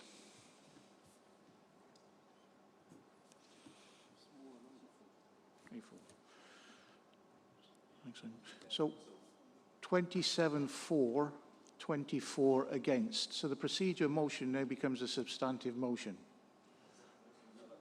That's it? That's it. Thank you. Thank you, members. Members, that was a very healthy debate. We've used up a considerable amount of time. We've got just under 1 hour left of the motions, but it was a very good, healthy debate. Thank you. So moving on to motion 877, the call to scrap proposed voter ID reforms. And can I invite Councillor Paul Hodkinson to propose the motion? Thank you, Paul. Thank you. Actually, a little known fact is Phil Hodkinson, who I'm often confused with, is a famous boxer, apparently. Anyway, that may be within your mind. Right, let's get away from boxing to talk about something else. So I'm very, very pleased to be able to bring this, what I think is a critically important motion for democracy, to full council today. So the key proposal in the Conservatives' electoral integrity bill is for all voters nationwide to have to show a valid photo ID at the polling station. Now, on the face of it, what could possibly be wrong with that? Showing ID at a polling station seems perfectly legitimate if it is to stamp out serious or even systemic cases of voter fraud. And if anything, it would in fact protect our democracy from criminals, which is of course what the Conservative Party want us all to think. Yet in actuality, it's just the latest step, in my mind, in this populist right-wing government's push to undermine our democracy and entrench their position in power. Now, let me give you a figure. That figure is 0.00002%. Lots of noughts. Now, that very difficult to remember number represents the one person that was charged with impersonating someone at a polling station at the 2019 general election, out of 47.5 million voters. Just one. And in fact, in 2018 and 17, that number was actually easier to remember because it was a big fat zero. So electoral fraud, certainly in the form of impersonating another voter, is extremely rare. We know this, not because of those figures, just because of those figures, but also because the Electoral Commission, who oversee all these things, said, and I quote, "There was no evidence of large-scale voter fraud in the UK." So therefore, since we know it's not fraud that the government is combating, we have to consider that it is something else, and that the emphasis and the goal is to stop some voters participating in our democracy. This is straight out of the kind of thing you see in America from the Republican Party, and now it's here. Now, we know also from research from the Cabinet Office that 9% of eligible voters don't have access to a valid photo ID. That's the equivalent of 50,000 people in Gloucestershire. We also know that those less likely to vote and hold those valid photo IDs disproportionately affect younger voters, ethnic minorities, less affluent people, the homeless, and so on. And the common thread here is that group traditionally does not vote Conservative, and restricting their votes, therefore, is beneficial to them. Now, I expect we'll shortly hear from the Conservative benches that the requirement to show ID cards will have no significant impact on turnout, etc., etc. Happy days. Well, we know that in one trial in 2019, thousands of people were turned away from polling stations.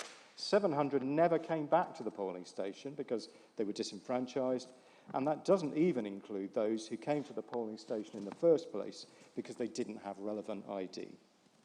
We also know that all barriers to entry for democracy will reduce turnout, and that is key. Now, you know, it's all about small numbers because in the last election, the Conservatives lost Blakeney and Bream by 27 votes, Dursley by 37 votes, and disenfranchising people in those divisions could have made all the difference. It really could. But instead of trying to suppress votes, what we should be doing is focusing on the far greater problem of low turnout. There are 17% of eligible voters aren't on the electoral roll. The turnout in last month's GCC election was around 40%. In the general election in Gloucestershire in 2019, it was high 60s%.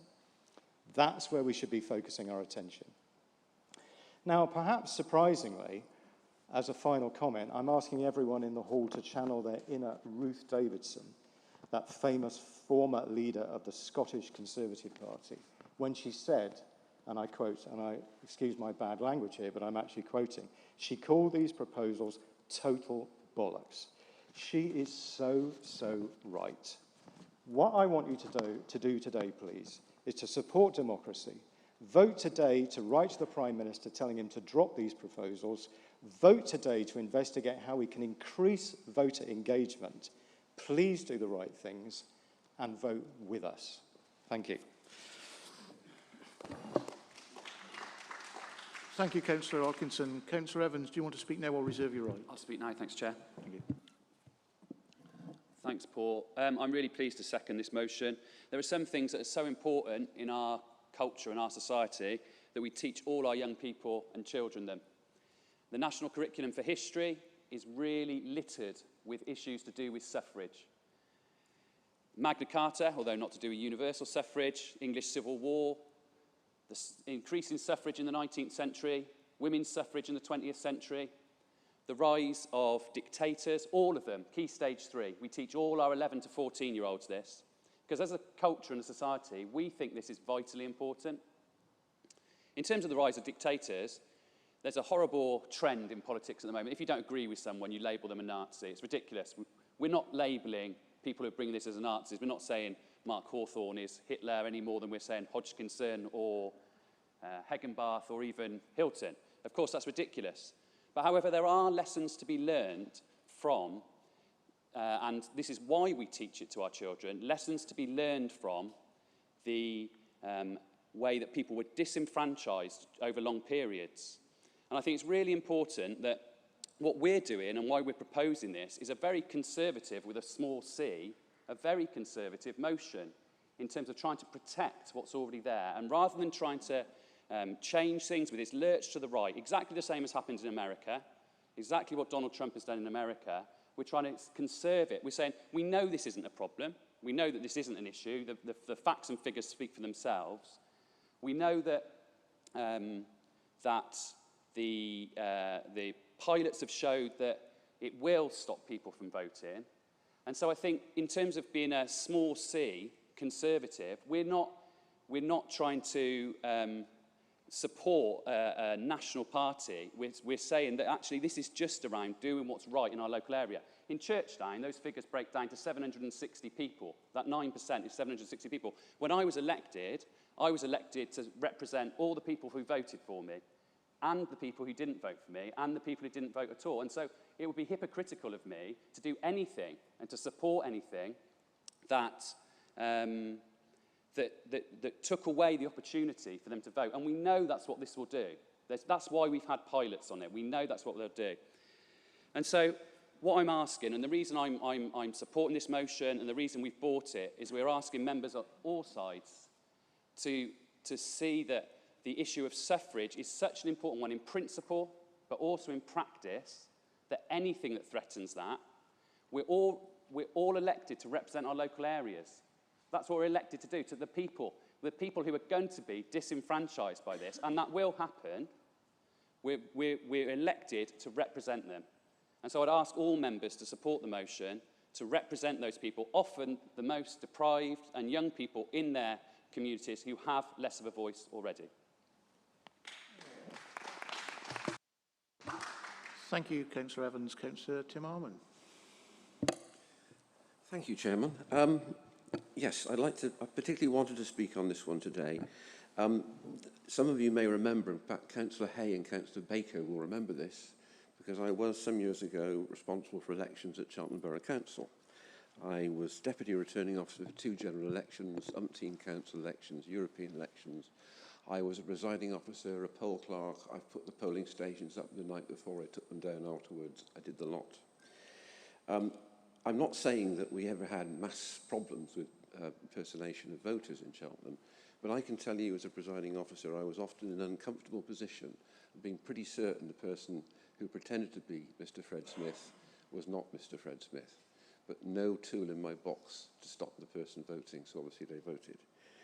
So I think there is a sensible case to be made for some kind of voter identification. I think it's also important to remember that we need to maintain the confidence of everybody that the process is fair and open and is not capable of manipulation, even though the numbers of those who try to manipulate it may be relatively small. The study that's referred to, the trial that was referred to in 2019, also established that it resulted in an increase in confidence from those people taking part that the process was in fact fair and open. I'd also like, if I can, to put these proposals into some kind of international context. There are 37 member nations of the OECD, that's the Organisation of Economic Cooperation and Development. 33 of those require some form of voter identification. So the UK, in many ways, is currently an outlier. Those countries include, and I just remember what Councillor Hodgkin said about populist right-wing governments. Let's see how many we can find on my list that fit that bill. Mr. Trudeau's Canada, Mr. Suarez's Spain, President Macron's France, Chancellor Merkel's Germany, plus, let's think some more, Iceland, Switzerland, Belgium, Norway. You might actually know that one part of the United Kingdom has had compulsory voter ID for some years, and that is Northern Ireland, because of the special factors that persisted there. They used to be saying, didn't they, over there, vote early and vote often. Just across the open border to the Republic of Ireland, you're also asked to prove identity. I didn't find many right-wing fascist-type governments, if that was the implication on that list. So the Conservative group will not today be supporting this motion. And I do think we absolutely must understand that voting is obviously a right, but there's also a responsibility upon all of us which goes with it. Thank you, Chairman. Thank you, Councillor Armand. Councillor Bernie Fisher. Thank you, Chair. I support this motion 100%, but I have a small reservation because Councillor Hodgkinson quoted Ruth Davidson. I will now quote you a very senior Conservative again, and I will do it verbatim. If I am asked on the streets of London or in any other venue, public or private, to produce my ID card as evidence that I am who I say I am, when I have done nothing wrong and simply ambling along, breathing God's fresh air like any other freeborn Englishman, then I will take the card out of my wallet and physically eat it in the presence of whatever emanation of the state has demanded that I produce it. Boris Johnson, writing in the Telegraph. You know, I know he changes his mind a lot, and things like that. But there is no need to produce ID. Paul's given you the figures. And you've overlooked the fact that there is an electoral roll card that gets sent out to people who are, which at the times I've been asked, do I need to take that card? No, you don't. But it helps if you do. It's not compulsory. And people would be very concerned. I've had to say to people, you can still vote, but you don't have to produce that card. Just give them your name and address, and they will verify it. There are checks in place with voting that if there are discrepancies in the vote, it can be rechecked and scrutinised. We do not need this silly legislation. And it is silly, and it costs money. It costs millions, achieve nothing. As Paul said, one person actually charged. The previous election, none. Electoral fraud doesn't go on in this country. You may get people doing a bit of jiggery-pokery with electoral borders to try and help their majority at the next election. Used to be called gerrymandering, now it's called redrawing the borders. But it is absolute nonsense that this legislation is being brought. 10 seconds, please, Bernie. Thank you. I won't waste them. I'll sit down because it is a ridiculous request. Thank you, Councillor Fisher. Councillor Jeremy Orton, please. Thank you, Chairman, and thanks, Paul, for moving this motion. My view is, if it's not broke, it doesn't need fixing. And the Electoral Commission says there's been no evidence of large-scale electoral fraud that would warrant us needing to introduce identification in order to vote at the polling station. My first election that I took part in was in 1974, Chairman, in the two general elections that took place then. I've had a lot of experience of being involved in the elections since that time.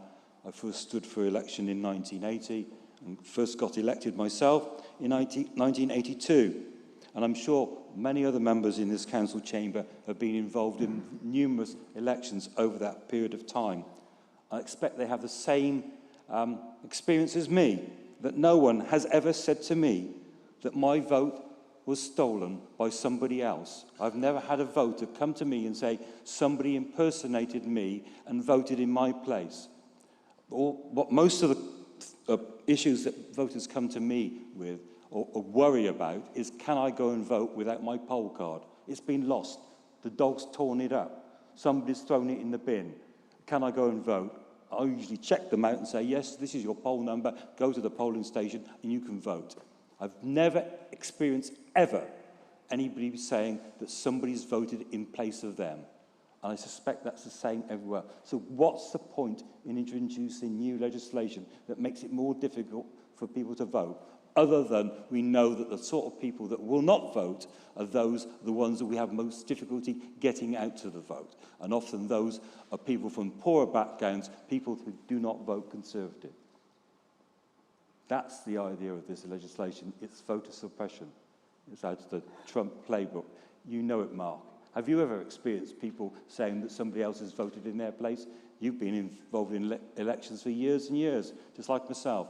Not as long, but he's been involved in it. Chair, we need to vote this motion through. We need the council to write to the government and say, we don't need this form of legislation in our county and in our country.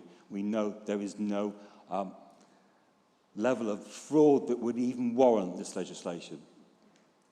It's purely about trying to balance the elections a bit more in the favour of the Conservative Party. We know that, and we shouldn't allow that to happen. Thank you, Councillor Hilton. Councillor Becky Oyland. Thank you, Chair. In my recent campaign, I was struck again by how few people vote. I know there are many reasons for this, but until we start increasing the number of people that feel engaged and empowered enough by our society to vote in elections, how can we claim to have a mature and properly functioning democracy? Voter ID will create another barrier for those who already feel disenfranchised. The government's own data show that there are 2 million voters that have not got acceptable forms of ID. The bureaucracy and financial burden on councils to enforce this and provide the free voter cards is set to be £20 million per election. Surely this money has more important uses than solving a problem that isn't there.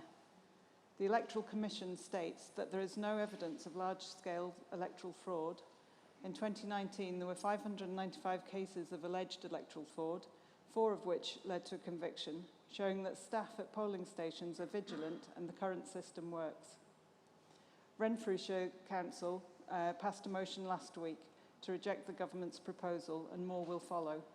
British people have long stood against compulsory ID cards, and in one of the most electronically watched nations on earth, we do not need another piece of legislation that is going to control us. Instead, we need to build communities that support and engage everyone so that trust is built up and not undermined. Instead, we need to make every vote count and to listen to everyone and build a fair society rather than try and control them and mistrust each other. I support the motion to write to the Prime Minister and the Minister of the Cabinet Office, outlining the Council's firm belief that voter ID reforms proposed in the Queen's speech are unnecessary and a barrier to democratic participation. I also support investigating ways this Council can encourage more people to participate in future elections. Thank you. Thank you, Councillor Hoyland. Councillor Mark Hawthorne. Thank you very much, Mr. Chairman. What we have today from the speeches, certainly from the Liberal Democrats, is typical tin hat fantasy nonsense. Once again, trying to paint the Conservative Party in line with Trump and somehow voter suppression.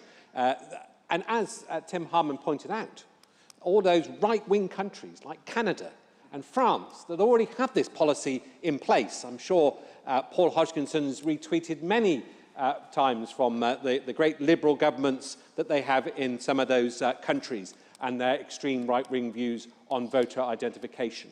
And here's the problem. Councillor Hodgkinson says there is no evidence. There is no evidence because there is no way of telling if voter fraud is taking place. And let me explain to you how easy how easy under our current system it is to achieve. All parties buy the marked register. It allows them to see who votes and who doesn't vote. It's very important to us in our campaigning techniques. Imagine if you could get that data and understand that there are some people in your community who never vote. Imagine if they live in a block of flats with a communal entrance. Imagine if you knew when those polling cards were being delivered. Imagine just topping in there and pressing the trade button as you would do to deliver any of your leaflets and picking up a couple of those polling cards and putting them in your bag. Imagine on polling day walking in to a polling station with that polling card and handing it over. What would happen? Does the polling clerk have a photographic memory of every single one of the people on that list in front of them? No. Do you have the document that says you're entitled to a vote? Yes. You will be issued with a voting ballot, and that will be the end of that. And no one will ever detect that fraud taking place. And Councillor Hodgkin will say, well, there's no evidence it's ever happened. But we've seen places like Tower Hamlets, where real community fraud on a large scale has taken place. In Birmingham, where real postal vote fraud took place on a large scale. Are we not saying that there isn't a possibility, a remote possibility, indeed a strong possibility, that this is not taking place in communities up and down the country now? And we have no way of telling.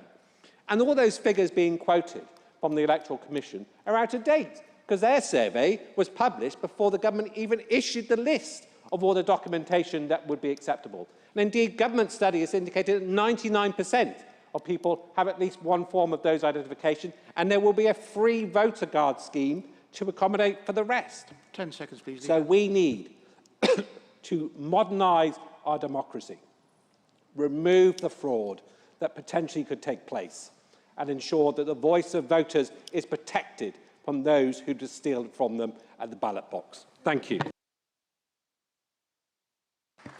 Thank you, Councillor Hawthorne. Councillor Rebecca Halifax. Thank you, Chair. Please excuse my nerves. This is the first time I've spoken in this environment. I am white, I'm middle class, I'm employed, I am an elected representative. I have plenty of privilege and plenty of documentation that enables me to take part in our democracy. I have no concerns for myself about such a thing taking place. I am also the granddaughter of an Eastern European Jew who came here in order to escape the Nazi regime. So when Councillor Evans spoke about that particularly egregious and shameful period in our very recent human history, about the extreme disenfranchisement of a particular demographic and ethnic group, that's something that pushes my buttons, for sure. We teach our children about it and other instances of disenfranchisement because these are issues that matter. Obviously, our leader is talking about some quite creative means of fraud and slightly alarming amount of thought has gone into that, perhaps. But those are important issues, perhaps. But what's really important is thinking more about how we can encourage people to take part, not how we can prevent people taking part. Our democracy is at its best when more people participate. And what we should be doing is seeking voter engagement, not voter prevention. I therefore wholeheartedly support this motion. Thank you, Councillor Halifax. Is there any other speakers? Councillor Willingham. Thank you, Chair. I would like to respond to some of the points about the other countries and their voter ID. Most of those other countries actually have ID cards by default anyway. We do not, and I'm actually glad that we don't. When I look at my photo ID, if I didn't have my councillor badges, the only ID I would have is a passport, and knowing how expensive they are to acquire, It is clear that those who are less affluent may well be disenfranchised because they don't have photographic ID. What I would like to also point out, and I will read a quote from someone who has been on the receiving end of voter suppression. Not in the UK, I hasten to add, but in America. Stacey Abrams. And she is quoted as saying, "Voter suppression works its might by first tripping and causing to stumble the unwanted voter, and then by convincing those who see the obstacle course to forfeit the race without even starting to run." The more barriers that are put in place to voting, the harder it is. The fact that Tower Hamlets was detected as voter fraud shows that the systems that we've got do work. It shows we don't need the photographic ID. So I am more than happy to support this motion. Thank you. Thank you, Councillor Willingham. Councillor Brian Tipper, please. Thank you, Chair. I think the leader made the point about how easy it is to actually get another vote. The opposition talk about stealing somebody else's vote. I think that is about a small percentage of what can actually happen. I won't go into any further details. I'm a great believer in not educating the public in bad ways.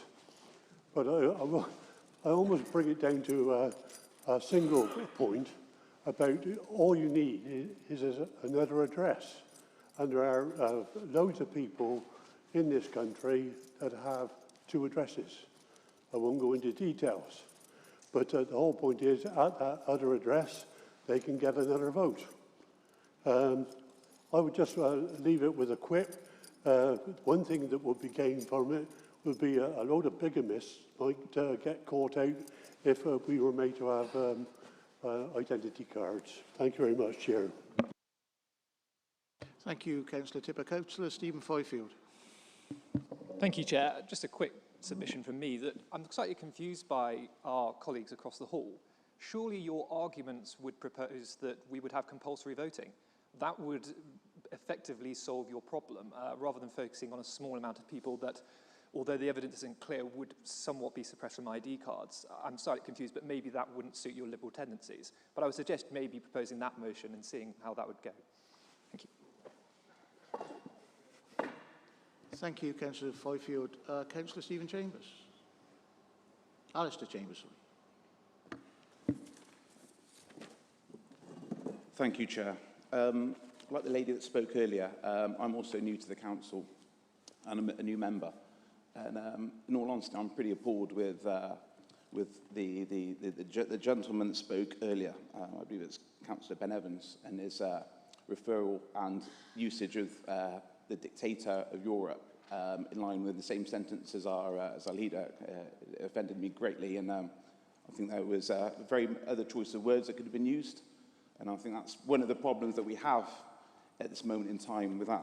I'd like to point out that the City Council, the Conservatives, won by a huge majority. We have the most diverse City Council ever. More females members than the opposition. More members of colour, myself, Hispanic, Pakistani, Indian, also Filipino and Polish. We smash the opposition in diversity hugely in our city. And I'm proud of that. And I take it very offensively, your comment of our leader, and using that name in the same sentence. It upsets me. Yeah. Furthermore, I would like to point out also that systematically election fraud has been seen in the Labour Party, where a Labour councillor was jailed for 15 months for systematic election fraud.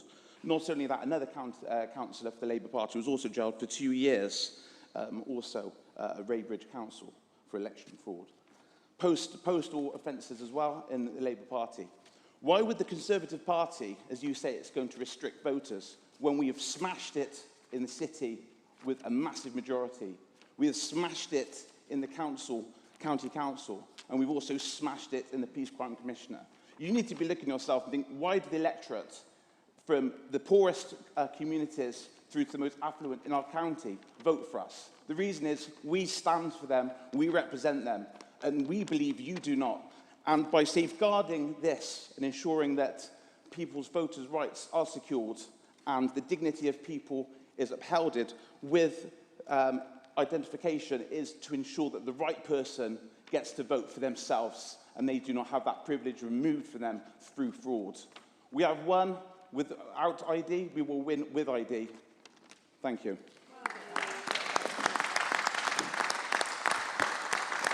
Thank you, Councillor Chambers. Are there any more speakers before we go back to the proposer of the motion? No? Well, back to Councillor Paul Hodgkinson. Thank you. Well, yeah, I mean, it's very interesting, isn't it, to hear the Conservative ranks, new and old, painting a picture of something that doesn't exist. It really is. And the last speaker there talked about the Tories smashing it. Well, I've got 3 words for you: Chesham and Amersham. You didn't smash it there, we smashed it there. So you're not winning everybody's support, and there's some support draining away, particularly in the blue wall. So I would be careful with that. But coming back to this motion, you know, the figures do not support the government action. They simply don't. And we've had pictures painted of Birmingham and Tower Hamlets. These are examples, yes, but the Electoral Commission has stated there is no evidence of widespread electoral fraud. Why would you waste so much time, electoral time, parliamentary time, money, you know, on this, yet the government won't spend any time on sorting out adult social care, as an example, but they're happy to do this. Tim Harman mentioned the fact that he was questioning whether the process was fair and open. It is fair and open. You know, there is no evidence to say it isn't. And the point about the UK being an outlier, well, as David Willingham said, we don't carry ID cards in this country. We as a party are proud of the fact that we opposed ID cards, and during the coalition at that stage, in reigning in the Tory party, that was the position of the Tories at that stage. They seem to be slipping on that. We stand for personal liberty. We oppose the Big Brother state. And in terms of what Mark Hawthorne said about, and to quote him, trying to paint the Conservative government as Trump-like, quite frankly, we don't need to try. They're doing their best in doing so. So my final point is this. I gather the Conservatives are going to vote against this whole motion. And in doing so, not only are they voting against our proposal to write to the government, but also our proposal to take to scrutiny a view that voter participation in Gloucestershire should be improved. So not only are they backing the government, but they're also stopping our suggestion that we do some work to improve turnout. That speaks for itself. We need to do the right thing here.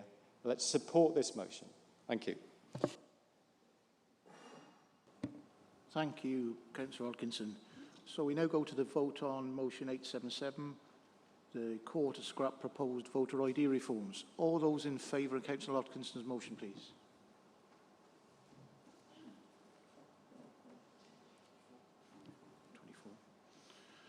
And those against, please.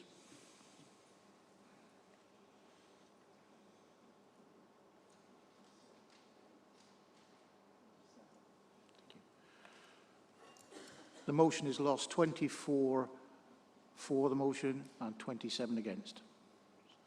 Thank you, members. Just over 24 minutes remaining of this agenda item, which is agenda item 8. We move on now to motion 878, the EU settlement scheme. And can I invite Councillor Wendy Thomas to propose the motion, please? Thank you, Chairman. I am making my maiden speech as an elected representative to this council in order to propose a motion that is very dear to my heart, and that is the rights of those who have settled in Gloucestershire from other countries and made a home here. I arrived in Britain 21 years ago as a foreign citizen with a work permit. I've worked here, I've paid my taxes, and gained British citizenship. I've also been acutely conscious in recent years that the Home Office chose to establish a hostile environment for those from overseas who could not prove their right to live in the United Kingdom. It was a disaster. It led to the shameful Windrush scandal, cost the taxpayer millions of pounds to compensate its innocent victims, and led directly to the resignation of Home Secretary Amber Rudd. We do not want to create a hostile environment in Gloucestershire for those who were settled here before Brexit, and if they need help to regularise their status with the Home Office, then they must have our support. They need access to advice and advocacy services such as those that are provided by our invaluable local agencies, Citizens Advice and Garras, whose tireless volunteers I wish to thank today.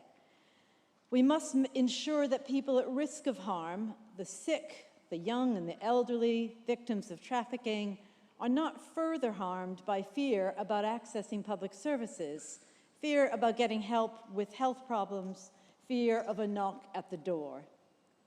I have personally heard from 2 local residents who have faced enormous difficulty complying with the hasty and unnecessary deadline that is imposed today. A woman from an EU country who has lived and worked here for years went home to marry her non-EU fiancé, only to find that their right to re-enter Britain together was a minefield of complexity, further compounded by ever-changing COVID regulations. And in another instance, an elderly woman from the EU who has lived here since the 1960s was anxious because her old passport was long expired and she had never had a reason to apply for a new one until now. So please understand that those now in fear and in jeopardy of awful sanctions, including deportation, will often be innocent, law-abiding members of our local community. I know from my own experience how complex and frustrating the workings of the Home Office can be. If I needed advice and support to complete my various applications, please think how hard it might be for someone dealing with illness, old age, or caring responsibilities. Please support this motion. Thank you, Councillor Thomas. Councillor John Bloxham, do you wish to speak now or without the right to speak after? I understand the Conservatives have an amendment, so could I speak after that, please? Thank you. Councillor Mark Hawthorne. Well, I think he was speaking to second his motion. Putting our amendment on doesn't change that. But nonetheless, we will progress on that fashion. So we're proposing an amendment to reflect 2 things. Firstly, this motion has been brought far too late for us to even write to the Home Office and required that the deadline set of today is extended. One would only hope that maybe they're tuning in to our excellent YouTube channel and listening to this debate live, but I'm sure they've probably got far better things to do. So I think that's point 1. Point 2, I think it's important to point out that actually this scheme has been a huge success. 5.6 million people have applied as part of the scheme since it was opened in March 2019. The government has pumped £8 million into advertising and support to ensure that everyone is aware of this scheme and what they need to do. And the government has also made it very clear. That flexibility will be shown where people can demonstrate that they are late for a reasonable reason. And indeed, if you look into the questions, which I'm sure Stephen will elaborate on in a second, there is clear evidence of that in action.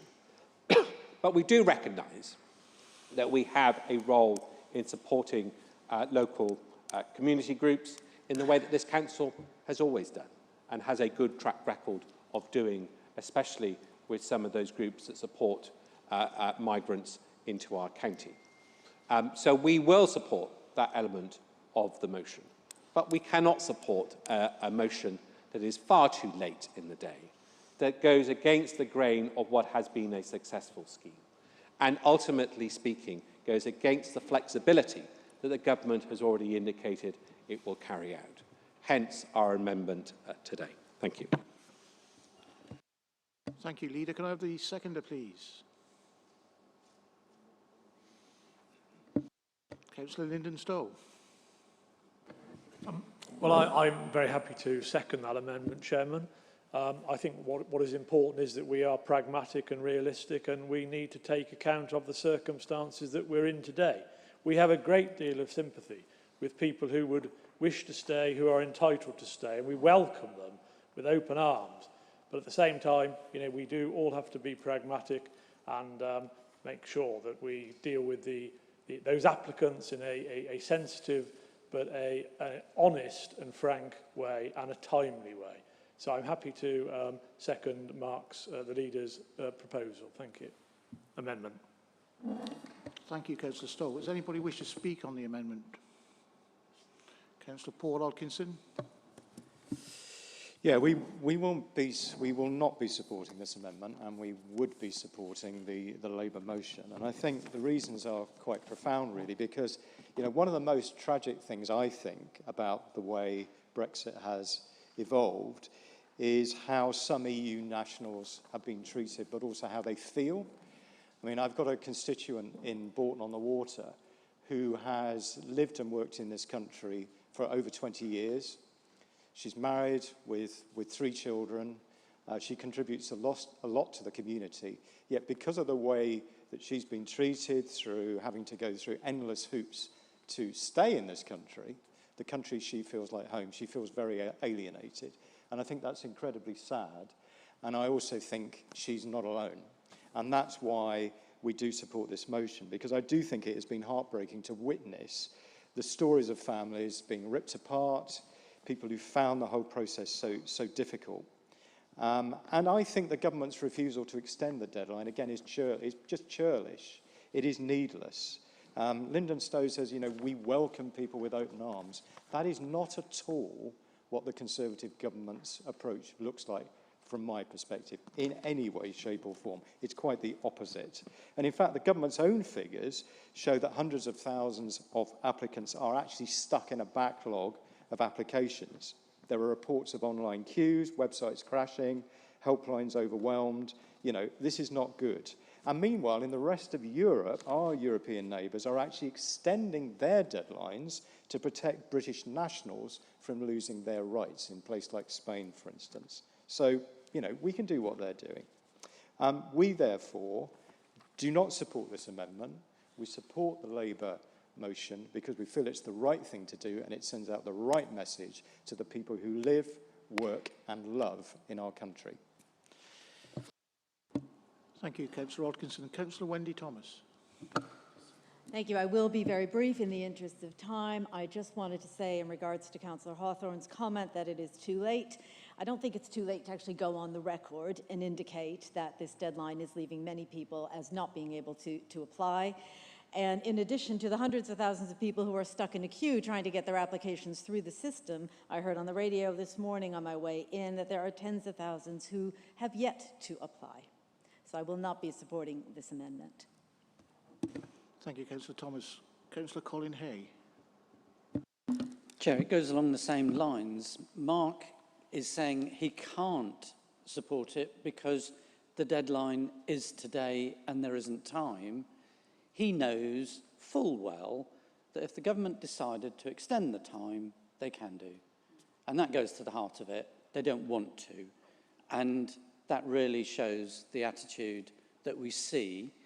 And we already suffer from the way in which EU citizens aren't coming to this country. There has to be special arrangements so that fruit doesn't rot in our farms.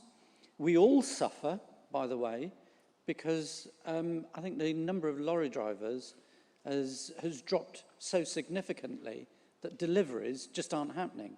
So the fact that you've got shortages in shops is a direct effect, a direct consequence of this. If the government had a mind to, it could extend it. It could change its mind next week, the week after, and say, actually, because of the backlog, because of some of the issues that have happened, we will extend the period. The fact is, they don't want to do it, they won't do it. We need to say they should do it. Thanks, Councillor Hay. Councillor Stephen Davis, please. Thank you, Chair. I thought it would be helpful among some of this sort of anti-Brexit rhetoric and emotion to actually give you an example. The government have stated that they will be flexible on this, and we have an example. In the members' questions, question number 48 is about the children in care we have that are applying for this status. We have two. Both of them are still in process today. One of them waiting upon a court case around deportation. If that court case is lost and the child involved is not deported, then they have already accepted that we will be allowed to apply after that date, even though it will be past the deadline. So I think we've got to be careful we don't get mixed up in the emotion, and we look at the facts that are in front of us, and the government are being flexible on this end date, as you would expect and hope. Thank you. Thank you, Councillor Davies. Councillor John Bloxham. Thank you, Chair. I wouldn't support the Conservative amendment. It removes the word catastrophic. Many of the charities working in this sector have pointed out that the implications for the most vulnerable people could indeed be catastrophic. We're all aware of what happened with the so-called Windrush generation, people who'd worked, paid taxes and abided by the law throughout their adult lives, suddenly deemed to be undocumented people who had no legal rights to stay in this country due to no fault of their own. The amendment also seeks to remove reference to the need to extend the deadline, and I'll call for applications to remain open. These are to the detriment, potentially, of residents of Gloucestershire. While we heard that we have children in care for whom we are legally responsible as an authority, as members will have seen from one of the other questions, the written questions, question 50, there are approximately 400 children in care in this county to whom we do not have a legal responsibility. They're placed here by other local authorities. These are people who most likely are vulnerable to loss of contact with the placing authority, loss of support, having cases closed, finding difficulty in accessing services and support, and indeed, in due course, calling on local services such as our health service, our mental health services, and so forth. Reliance on reasonable grounds by the Home Office, to me, that's not sufficient. I read recently of the case of Sheku Kani-Mason, the musician. He and his sister had Home Office interviews back-to-back in the same office. She subsequently received her passport, a new passport, in the post. He subsequently received his passport cancelled by the Home Office. So the Home Office does make mistakes, and to be entirely dependent on reasonable grounds being deemed to exist by the Home Office seems to me to be flawed. The process should be left open so that no one is left behind, and if there are people who have got lawful applications they're entitled to make, then that opportunity should be continued to be provided to them. So I would support the motion and oppose the amendment. Thank you. Councillor Chloe Turner, please. Thank you, Chair. I will support the motion for reasons that have already been articulated, so I won't waste time by repeating them. I just wanted to note, though, in terms of the amendment, the first sentence isn't currently a sentence. I think it probably needs redrafting so we know what we're voting on. Thank you. Thank you, members.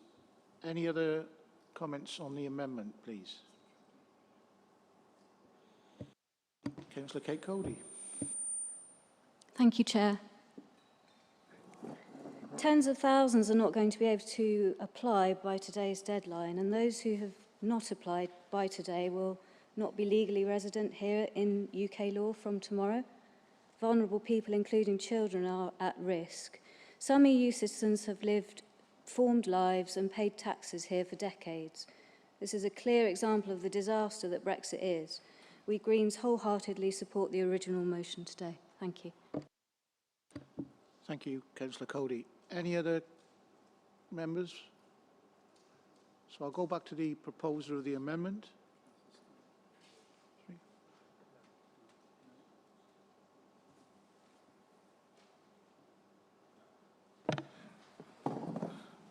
Yeah, just to pick up on the point that someone made there with regards to the sentence not reading correctly. So if we change of to is, I think that corrects it. Set.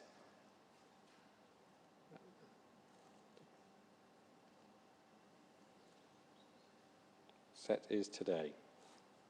Yeah? Is that read correctly? We'll sort that out.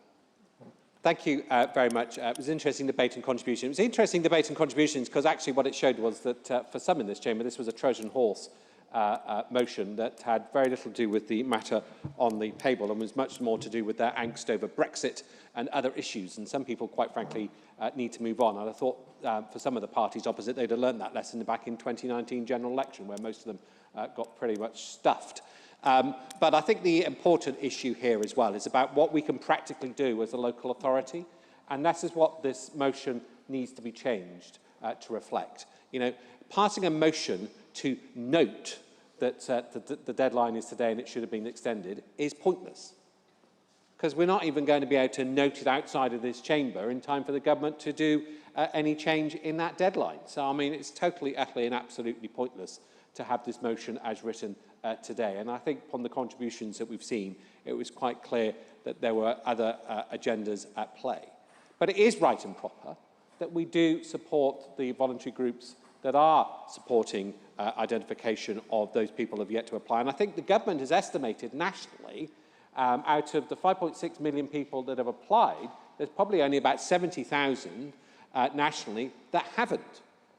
And if those people have a reasonable reason why they haven't applied by this date, then the government will support their application after this time. And I'm sure there'll be many cases like the one that Councillor Davis has indicated behind some of those people that haven't made that application as yet. So I think this amendment that we're putting forward turns this motion into a talking shop motion, into a practical motion that actually provides support for local residents.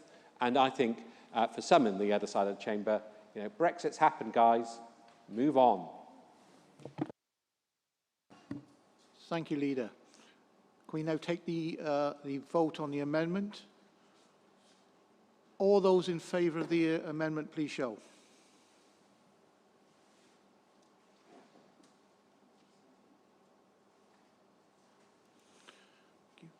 And those against the amendment?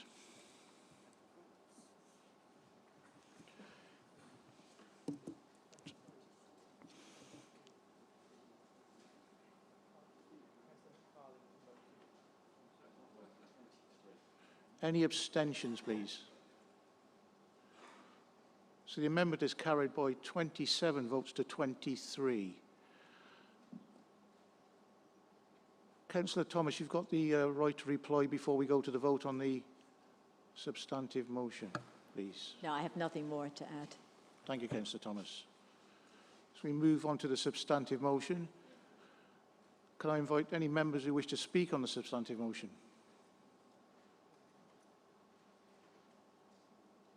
No. So we'll go straight to the vote now on the substantive motion. All those in favour, please. Please show. Those against? Any abstentions? 27 for the substantive motion, 23 against. Thank you, members.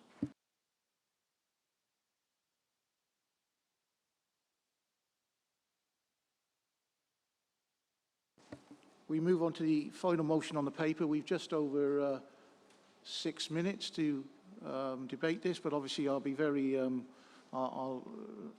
flexible on what I see from the floor. So it's motion 878, virtual council meetings, and over to Councillor David Drew. Thank you, Chair. I'm delighted to make my second maiden speech at this wonderful August buddy.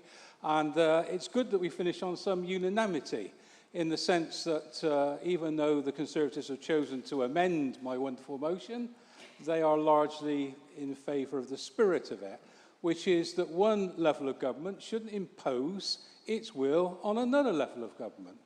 It is quite right and proper, given that COVID is with us today, that this authority makes its decision on what meetings it holds and by what means. And I think it's quite inappropriate for central government, through its failure, when it itself, through its parliament, allows virtual attendance and participation, to tell this authority that it can't do the same. That is wrong, it is undemocratic, and it is particularly unfair to two particular groups. The first group is those vulnerable people who, for all sorts of reasons, are elected representatives, but will feel nervous at attending in person at the moment. So I think it's right that those people should have the means, and we have the technology. Parliament has shown that it has the technology because it allows those people to continue to participate, even though they're not there in person. But there is a second group that are also being adversely affected by the inability to participate virtually. And that's those people who have COVID. I don't know if you saw, but there was a big hoo-ha about a representative in one of the Cheshire authorities who said, I have COVID, but I intend to attend the meeting. That person was told in no uncertain terms that it was wrong for them to attend the meeting. I understand why that unanimity of people in that council felt that it was wrong for that person, but they should have still been able to participate. So I hope, notwithstanding I'm not precious over the word extremely disappointed, but I hope that there is a view across this chamber that we should choose how and who can take part in meetings.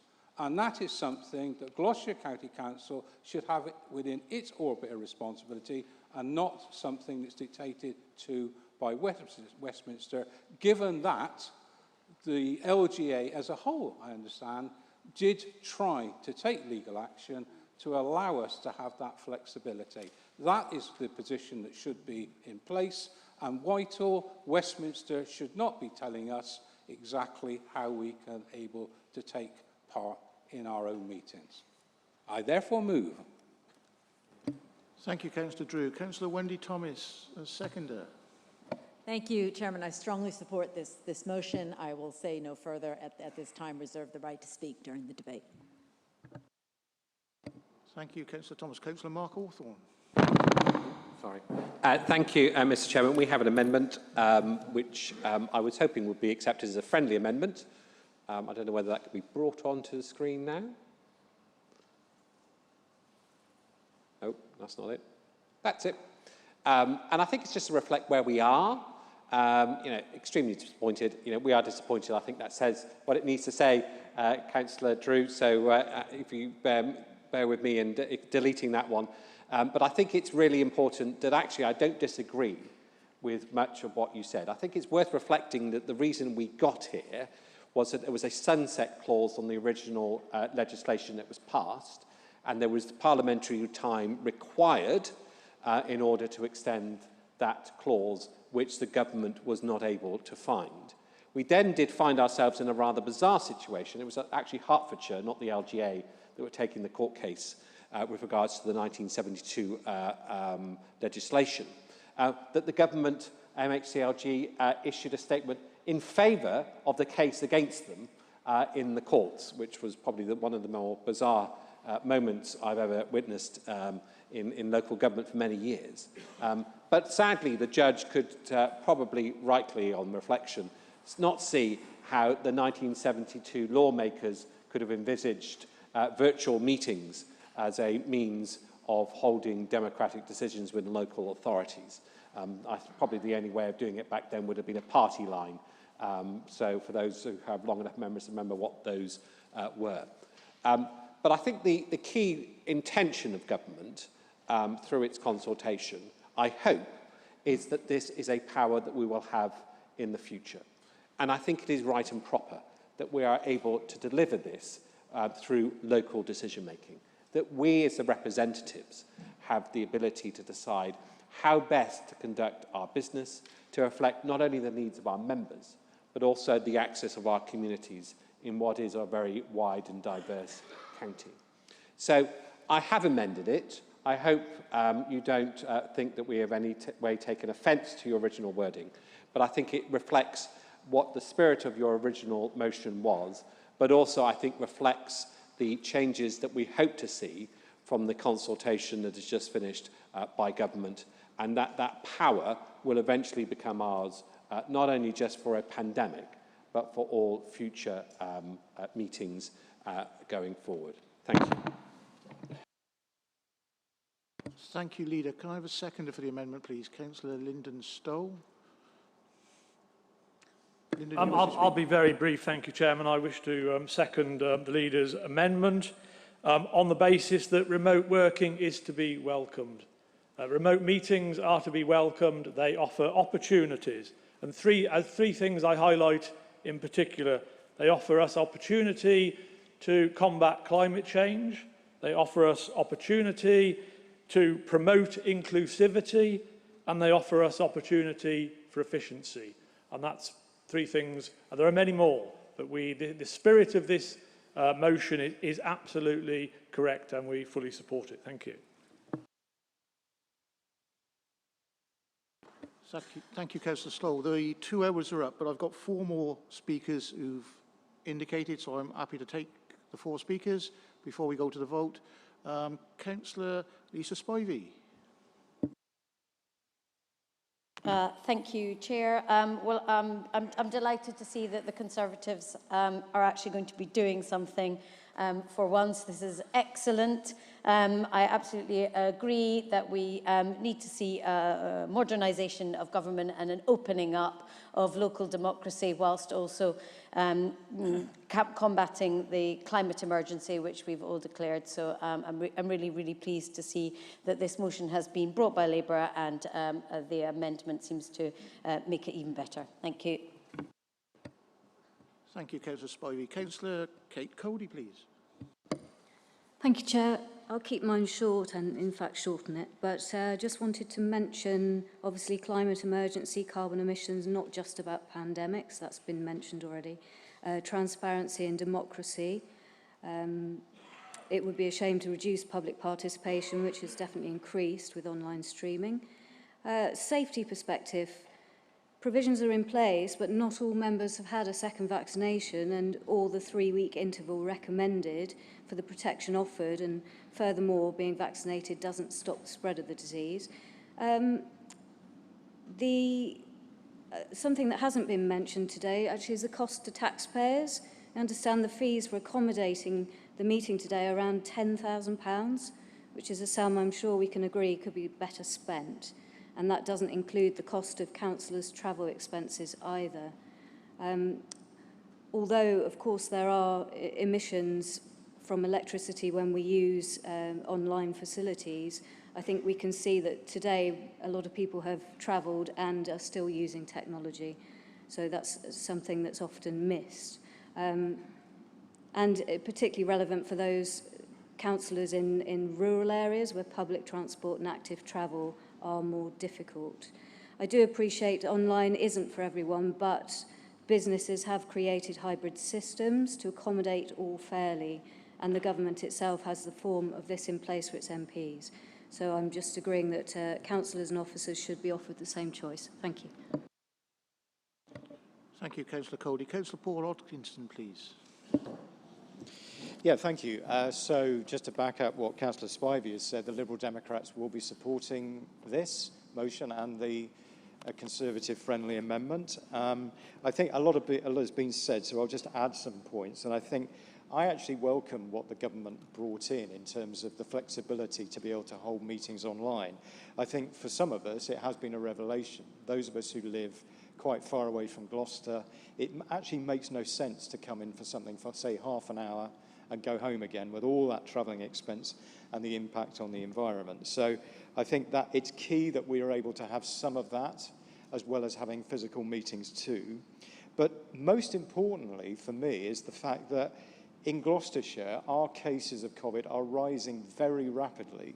And I have put an emergency question in later, which may not get taken because of the amount of time taken. But our case average, our rate per 100,000 is now higher than the England average for the first time in this pandemic. It's the first time. So for those of us who are wary of that, particularly those who haven't been fully vaccinated, actually coming into public contact is quite difficult. And therefore I do support the thrust of this motion to protect those people, to make us feel more comfortable and safe. It's better for the environment. There's less travelling expenses. It's a no-brainer. We support it. Thank you, Councillor Hodkinson. Councillor Wendy Thomas. Thank you. I will just add that the phrase in the amendment, remote meetings have a place in democracy, is a good one to see, and I'm glad we're ending on a positive note. But I would also say that remote meetings have a place in increasing democracy. I personally know of a disabled councillor who finds it far easier to attend town council meetings because they are now have been held remotely.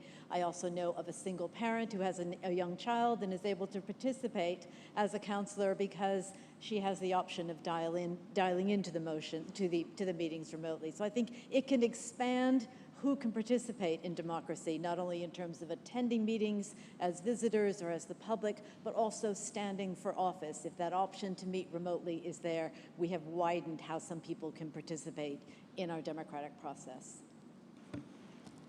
Thank you, Councillor Thomas. Councillor Drew, are you happy to accept the friendly amendment? In the spirit of unanimity, yes. Thank you very much. So can we go to the vote, please? All those in favour of the amendment, which becomes a substantive motion, please show.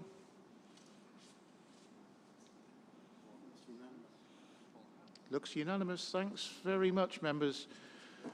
If we take a break now and reconvene, shall we say at 1:15? Everybody happy with that? Thank you.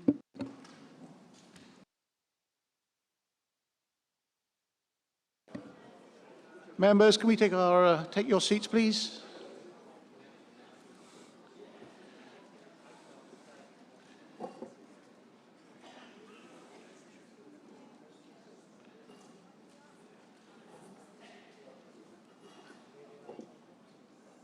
Thank you. I hope everybody enjoyed their lunch. On to agenda item 9, members' questions. 54 member questions have been received, plus an emergency question from Councillor Paul Hodkinson. I will be very strict on the 30 minutes for the 54, but I will allow Councillor Hodkinson's emergency question at the end regardless. David. Mr. Chairman, could I raise a point of order, please? We've all just had lunch, and looking over in that corner, there appear to be quite a few unconsumed lunches. Across our county, there are undoubtedly people going hungry. Can I get an assurance that we're going to do more to prevent food waste at these meetings in future, please?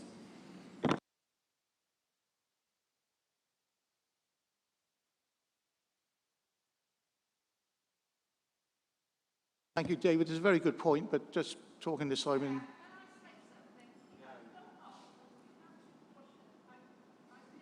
Pam, please.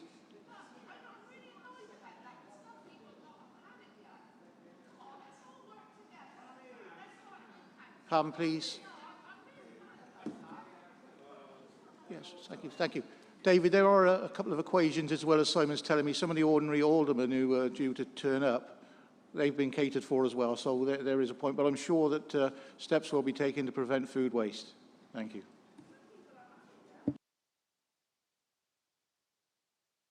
So going back to agenda item 9, I'd like to thank members for the questions. The questions and answers will be taken as read.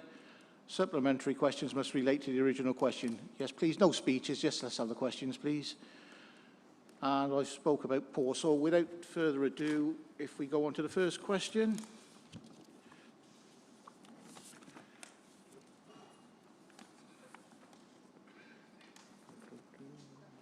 Just bear with me. Councillor Ben Evans. It's just a supplementary on the third one, you'll be relieved to hear. So thanks, Councillor Smith, for offering to come out. Just the question is, in terms of the data then, what's the data saying about that specific road? Yes, thank you, Ben, for the supplementary. I'll talk to officers and get the data information to you. And obviously, please forward when some dates you want to meet, and I'm more than happy to come out and meet you with the officers to go through that data with you. Thank you, Vernon. Ben, any other supplementaries? Thank you very much.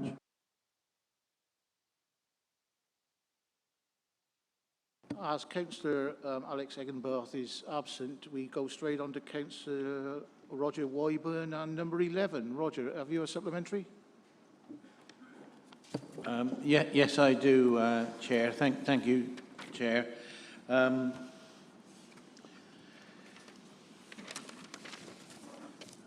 First of all, thank you for your answer and the way forward that you've described in it, albeit only for a pilot scheme on the buses, but that's great. But the question is, related particularly to the subject of buses, when I asked, will GCC campaign for greater powers to regulate transport, especially buses, you mentioned, Councillor Gray, that you'll be engaging with the DFT, or you are engaging with the DFT. So will you be specifically engaging with them on that subject of having more powers and campaigning for more powers for county councils to regulate bus services? Thank you for that supplementary question.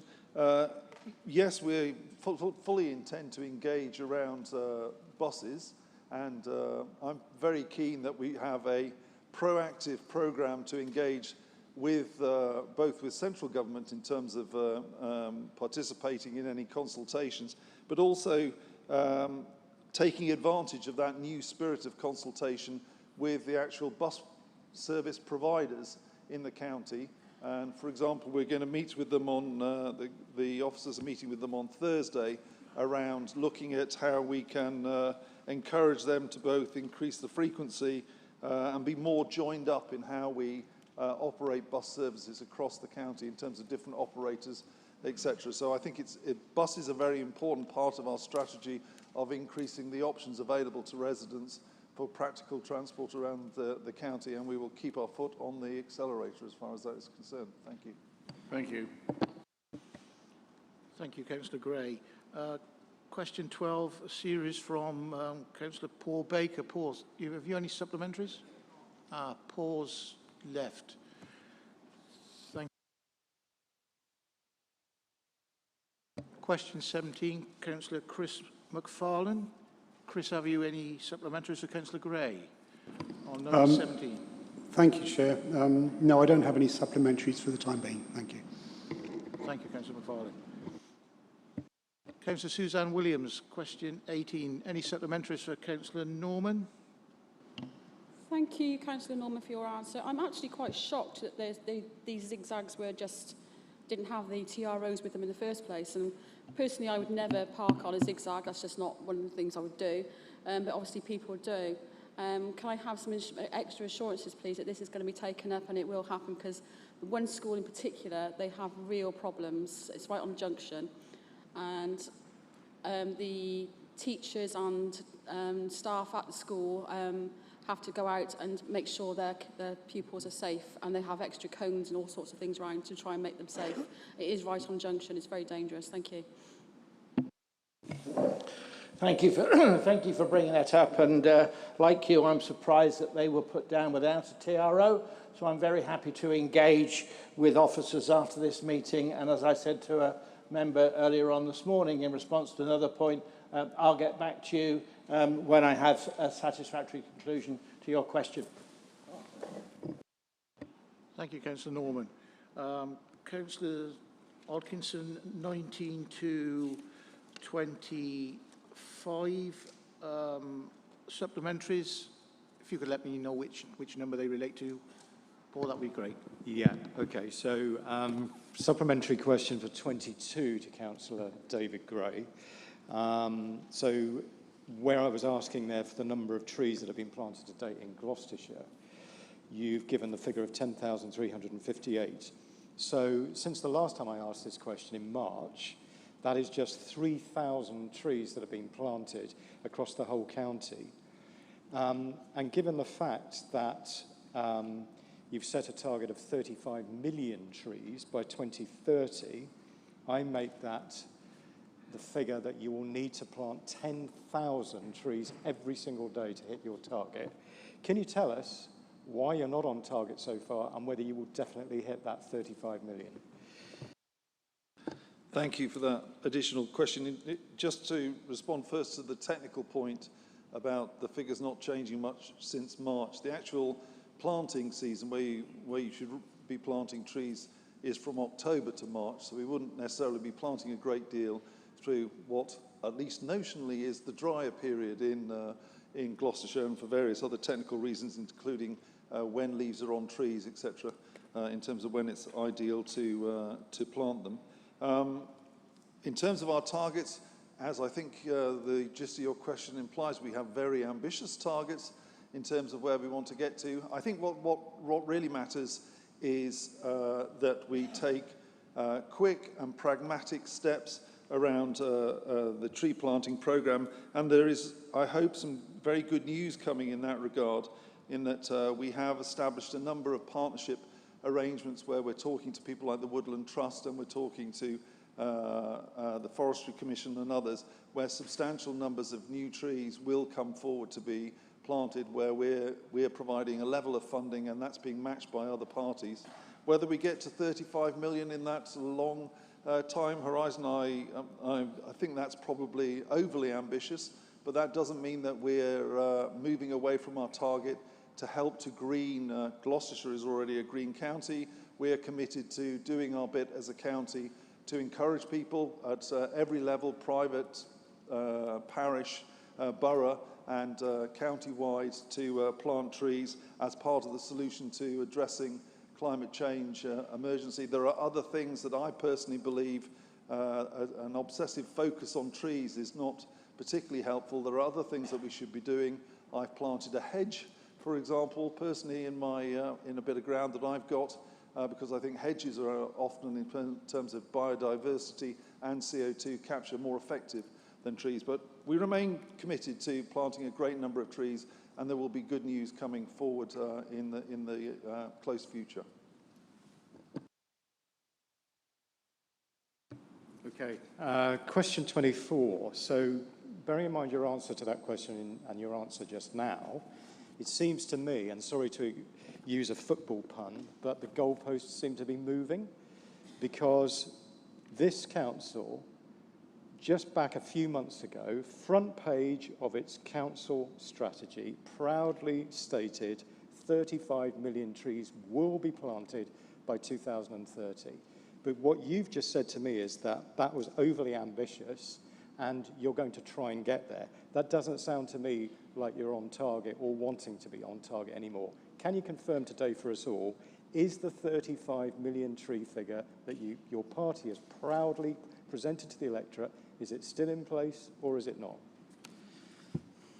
As a target, it remains in place. As I said in the answer to the previous question, what I'm more interested in, rather than those headline targets, is the underlying issue and how effective we are at addressing that underlying issue. And I think we're all familiar with climate change as the issue that drove the focus on trees. We want to plant a lot of trees, and we will do everything in our power to make sure that as many trees get planted as quickly as possible.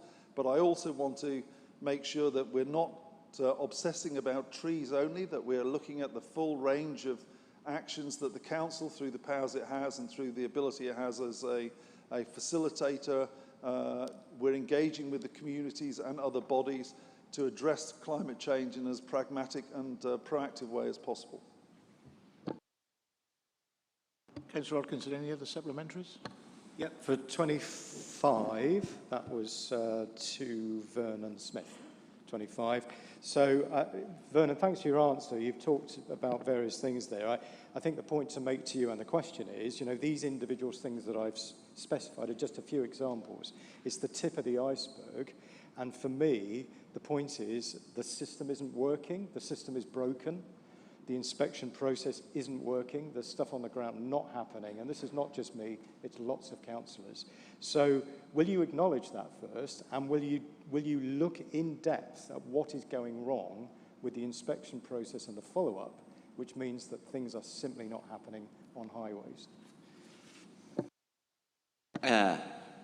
Thank you, Chair. Yeah, thank you, Paul, for the supplementary. Yeah, obviously, and thank you for raising this with me. I'm concerned if you're telling me things are not going forward as they should be in the maintenance system. Obviously, you refer to signs, broken drains. If rather here in a council, if you could put forward to me the details so I can check them out with you, and I'll be happy to chase up all the issues that you're highlighting to see where exactly they are, because what you say, I'm concerned, but I need the specifics, because it's all right saying there's a gully broken, but without the details, I can't trace when you recorded it, for example, or who recorded it, where it is in the system, why you haven't had a satisfactory reply or response, or had it corrected or fixed. So, yeah, thank you very much. But if you send me the details, I'd be more than happy to take those up for you. Thank you, Councillor Smith. Question 26, Councillor Chloe Turner. Have you a supplementary for Councillor Vernon Smith? Thank you, Chair. Not to 26, but to 28, if that's all right.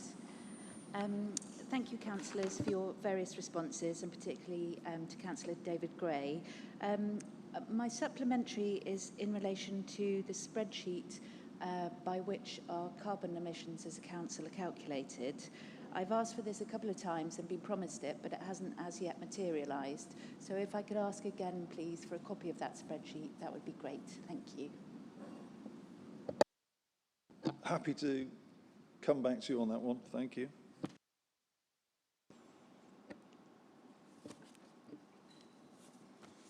Councillor Turner, any other supplementaries to your questions? Thank you very much.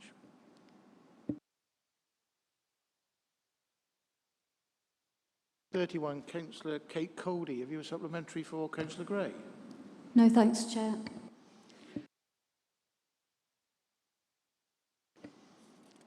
Councillor Rebecca Halifax. Have you a supplementary on 32 for Councillor Stowe?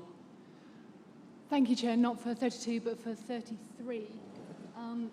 Thank you, Councillor Stowe, for that positive answer that you've given to my questions.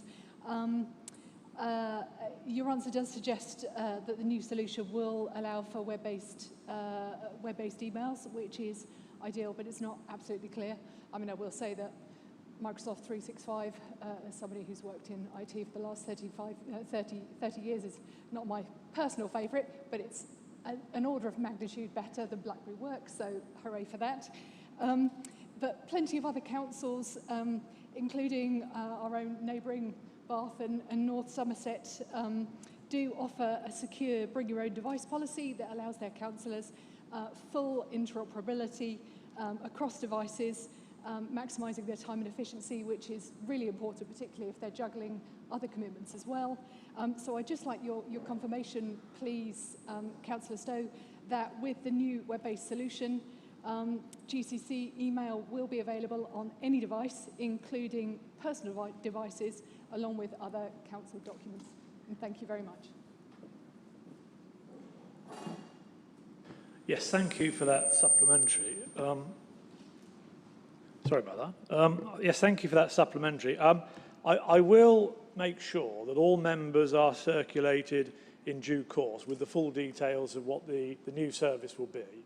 And I've noted your suggestion, and I will take that up with officers and see whether we can incorporate that. If not, I'll ensure that a good reason is given as to why we can't. Thank you. Councillor Halifax, any further supplementaries, please? Thank you very much. Question 37, Councillor Becky Hoyland, any supplementaries, please? No, thank you, Chair. Thank you. On to 39 and Councillor David Willingham. Supplementaries, David? Thank you, Chair. Yes, supplementary to 39, I would like to thank Councillor Harmer for his response and just ask, does he agree with me that tackling deprivation is wider than just health? It's not something that GCC can do on its own. And does he agree that it's important to build wide strategic partnerships to address the range of socio-economic issues that lead to deprivation? Thank you, Chairman. In short, yes, I do agree. And in fact, if I may just go on to very briefly say two things. Firstly, the governing theme of the strategy led by Public Health and Sarah Scott, the director, is to tackle inequalities across Gloucestershire.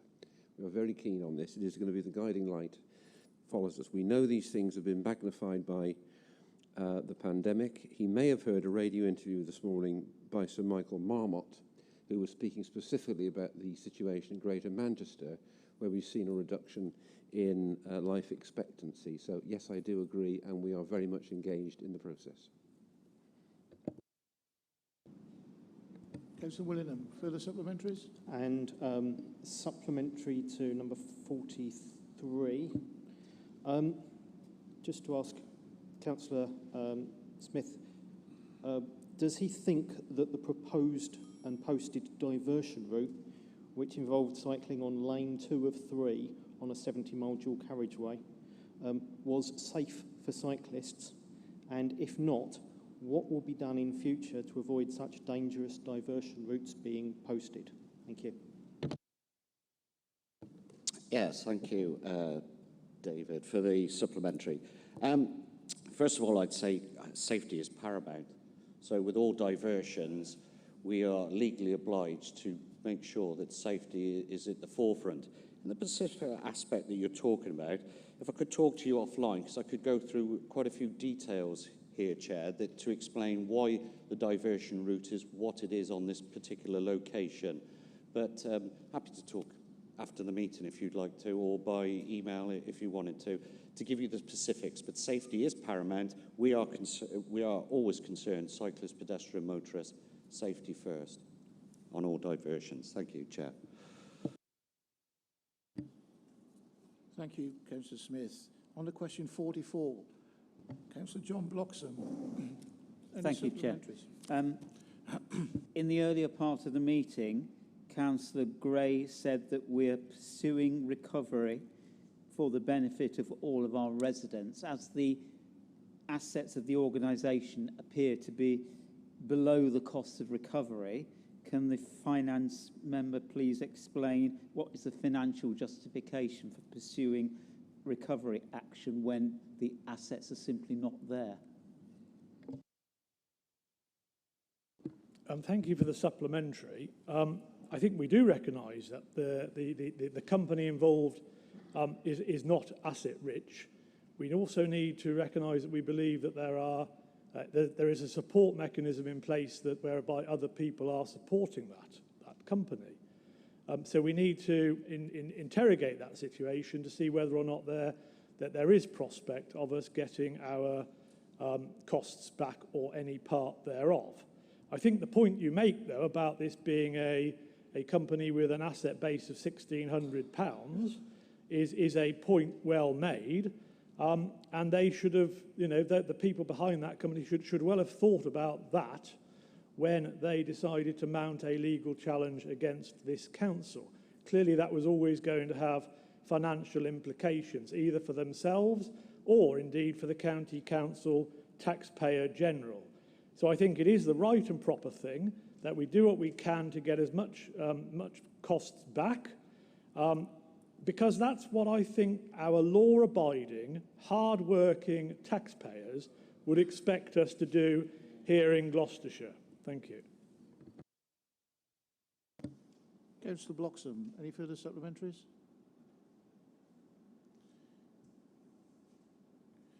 Councillor Wendy Thomas, any supplementaries? Thank you. I do have one supplementary to question 48, and that is for Councillor Davies. You reference in the answer that for the child in care, you have now had confirmation from the Polish embassy that they have issued a passport and it has been posted to us. Upon receipt of this document, we'll be able to complete a paper application, which we are expecting to be completed and sent to the Home Office by Monday, 28 June. I'm just inquiring as to whether that has indeed happened.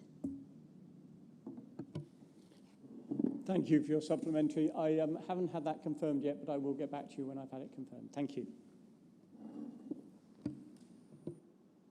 Councillor Graham Morgan. Thank you, Chair. I'd like to thank the Cabinet member for his response and no supplementary. Thank you. Councillor David Drew.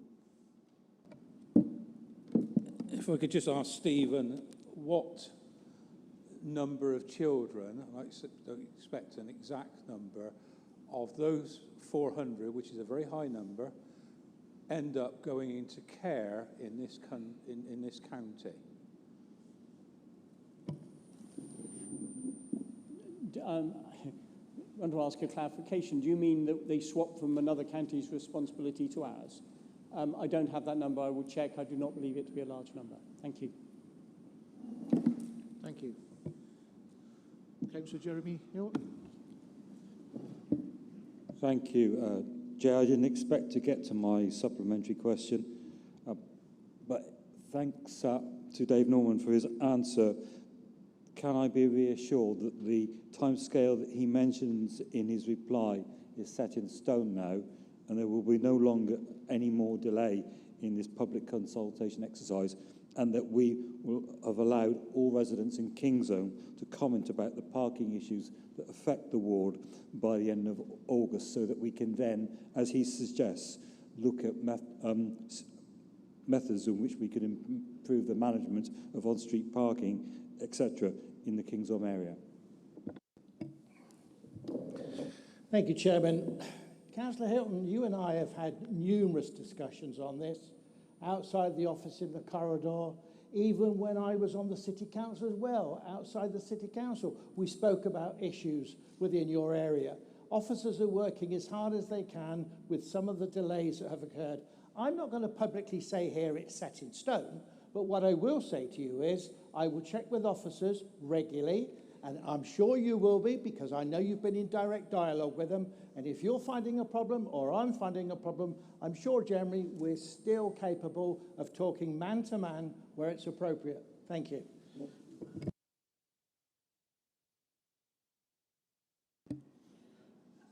Thank you, members. Councillor Eggenbarth is absent, as we know. Councillor Colin Hayes. Any supplementary, Colin, please? Thank you, Chair. And I have to say, what's been sent by Tim is really interesting reading. However, I just wondered if I could go back to the question, and that is to ask him, does he think that the community groups have enough money to carry on, or that they could do more? In a related question to Cabinet on the 3 million underspend that's been put into reserves, there was a glimmer that actually that may be looked at some point for community groups. We want to make sure that community groups are stable and are there for the future, as we've talked about very much before. So can I get some indication as to how possible it is that the amount given for communities, for individual councillors to distribute, will be looked at and increased this year? Thank you, Chairman, and thank you, Councillor Hay, for your question. I think I can say at this point that he partly had the answer to the question from my colleague, Councillor Stowe, at Cabinet the other day. But in fact, what I'm also prepared to say is that obviously we are being active all the time at looking at ways of supporting community groups. And I think if he's a little patient, he will find out that we'll be doing rather more than he currently thinks we are. Thank you. Thank you, Councillor Harman. Councillor Hodkinson, we've actually got your emergency question with 5 minutes left. I think it's quite more luck than judgment that we've managed to get through 54 questions. So, but I would urge group leaders to talk to their members, and the Cabinet guys, they've got telephones. Maybe it might be worth folding them up now and again and trying to get answers that way. Thank you. Yes, but that wouldn't be on the public record, would it? Right. So, Mark, I think, Mark, you're going to answer this, not Tim Harman. Yeah, I put this urgent question in because I was really concerned, as are members of the public, to see that COVID cases are rising rapidly in Gloucestershire. And for the first time, certainly since the pandemic started, our COVID rate of positivity per 100,000 in Gloucestershire is actually higher than the England average. So it was about trying to understand what's going on. Now, I thank you for the answer. I understand where you're coming from. And you've talked about schools, for instance, where we know schools are affected across the country. But I'm still wanting to understand why Gloucestershire's rate is higher than the England average. Schools across the whole country are suffering from absences, frequent absences. So Gloucestershire's not unique in that respect. I think we need a few more answers to reassure the public that this council's public health team is on top of the crisis. And where is this heading?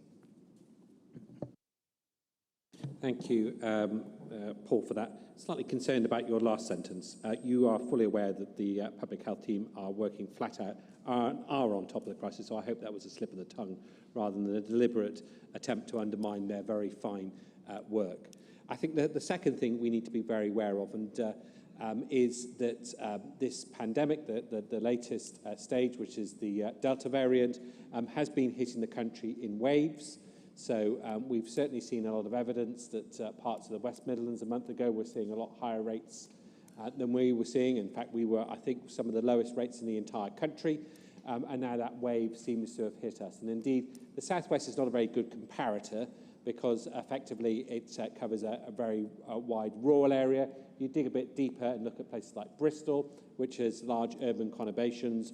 Some of the figures that we're seeing in Gloucester and Cheltenham and Tewkesbury, and the Tewkesbury figure is mostly made up of some of the urban bits of Tewkesbury, are very comparable in that regard. I think the other thing I would say is the evidence is suggesting that rates are extremely high and in the unvaccinated groups. So in those groups, the schools, and I think there's some scary statistic that 8,500 kids in Gloucestershire are currently self-isolating in bubbles due to the outbreaks within their school settings. And we certainly know the 18 to 29 age range is seeing considerably higher rates of the Delta variant than in any other rates. We do have a board meeting of the engagement board next week. I think it's next Thursday. One of the things I've challenged officers to do is the rate per 100,000 isn't telling the whole story anymore, because we now, not only are we in a pandemic where we're clearly interested in measuring the infection rate, but we're also in a vaccine rollout, and we want to understand the impact that the vaccine rollout is having on infection rates. And I believe we can actually probably compare those two sets of data to give us an understanding of whether or not this is something we should be worried about because the vaccine isn't having an impact on the Delta variant spreading, or whether this is something that by continuing the vaccine rollout program, we will see a suppression of the overall rates within our community. And our officers are working on that at the moment. Certainly from the data I've seen so far, there is a lot to indicate that probably is the case. And certainly if you look at the vaccine rollout across the county, I think we're probably at 85% of all over 18-year-olds have received one, if not two, jabs. And even in the 18 to 29 bracket, I think it hit 50% over the weekend of them now having at least one jab. So I think, given where we are in the pandemic, given where we are in the vaccine program, I think we need to start looking at the data in parallel. The other thing that's really important in this, and this is something I constantly keep on top of, as do all the other members of the public health team, is what's happening in our hospitals. And very clearly the message that's coming from our hospitals at the moment is, yes, we have seen a number of cases go slightly up. I think the last data I saw there were 6 in ICU and 12 in the rest of the hospital setting. But if we were comparing that with the last wave, which is probably the only wave we can realistically compare ourselves to, we would probably been up at 70 or 80 people in a hospital setting. And indeed, if you see some of the national data, again, there is clear evidence now coming out that actually while case rates are rising, the hospitalisation rate that trended behind isn't trending at the same rate. Clearly, I think we need to see some more weeks of data on that before we have some assurance that the vaccine is doing its job. But we are very much on top of it. I think we need to look at that data in the wider format, look at those two parallel sets of information, both on rates and vaccine, to give us that whole picture. But the other thing I would continually ask all councillors to do is, make sure people follow the rules, make sure people get tested, Make sure people, when they get pinged on their app, and my wife was pinged a couple of weeks ago and had to do 8 days of isolation. I know it's annoying, but it's the best thing we can do at this stage. And let's hope that the vaccine programme continues to be a great success and that we can start to see those infection rates within the communities come down. Hope that answers the question, but if there are any other questions that members have, there is a engagement board next Thursday. Group leaders are on that as of right, and I think Chris is on it from the Forest of Dean, so we've got double coverage there as well. So thank you. Thank you, Leader. And thank you, members, for the questions, and thank you to Cabinet for the answers. Agenda item 10, appointments to outside bodies, pages 39 to 42. I'll hand over to the Head of Democratic Services to introduce this. Simon? Yeah, thank you, Chair. In most instances, we've got the required number of members per body. We've just got one organisation where there's competition, and that's the Cotswold Canals Trust, where we've got 2 nominations, John Bloxham and Nick Housden. And I'll just draw your attention to 2 bodies that have been added to the report since it was first published, and they both relate to the Brunel Pension Partnership. Councillor Lyndon Stowe to sit on it as the shareholder representative. Then there's an expectation that a council officer sits on the client group, and we've got the head of the pension fund there. So, Chair, it's just competition on the one body, Cotswold Canals Trust, and the rest can be taken en bloc. Thank you, Chair. Thank you, Simon. So before we take everything en bloc, we've got a contest.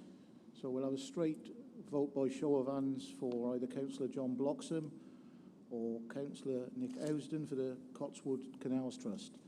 So if we take all those in favour of Councillor John Bloxham, please indicate now.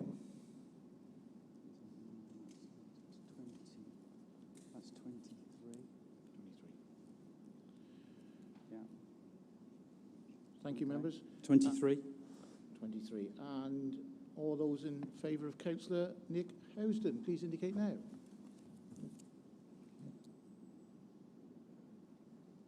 Oh, 27. Thank you, Simon. Thank you, members. Congratulations, Councillor Housden. You'll know the representatives on the Cotswold Canals Trust. Now, if we could take the remaining appointments en bloc, please. All those in favour of ratifying the appointments. Show now, please. It's carried. Thank you. Thank you, members. Item 11, Constitution, pages 43 to 58. Report of the Monitoring Officer and Director of Policy, Performance and Governance relating to changes to the Council Constitution. Over to you, Rob. So there's just one matter for Council to determine, which is the revised terms of reference for the Fire and Rescue Committee. The other 2 aspects of my report are just for noting because they relate to changes that I've made under delegated powers to the Constitution, but I'm required to report back to County Council at the next meeting.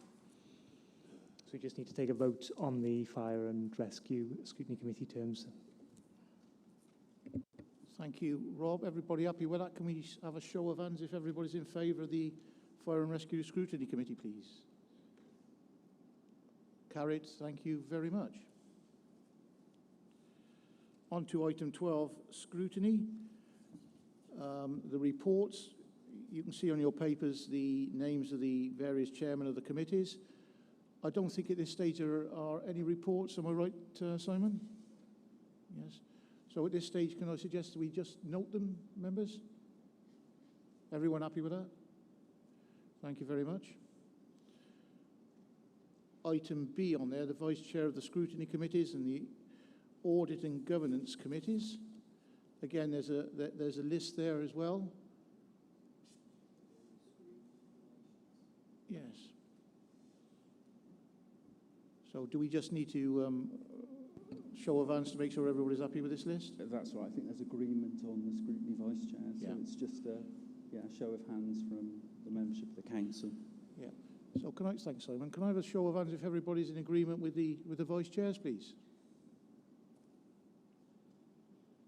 Carried. Thank you. Item 13, Cabinet. A, the Cabinet decision statement on pages 59 to 66. Can I ask if there are any questions on the decision statement for the meeting held back in March, the 24th of March? Councillor Colin A.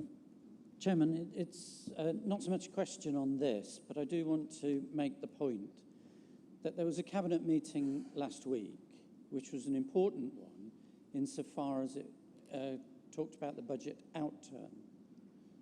And I think it's extremely disappointing that Council, in that sense, weren't able to look at that decision here today, and it won't be reported until September, which is almost 10 weeks afterwards, which I do find very frustrating.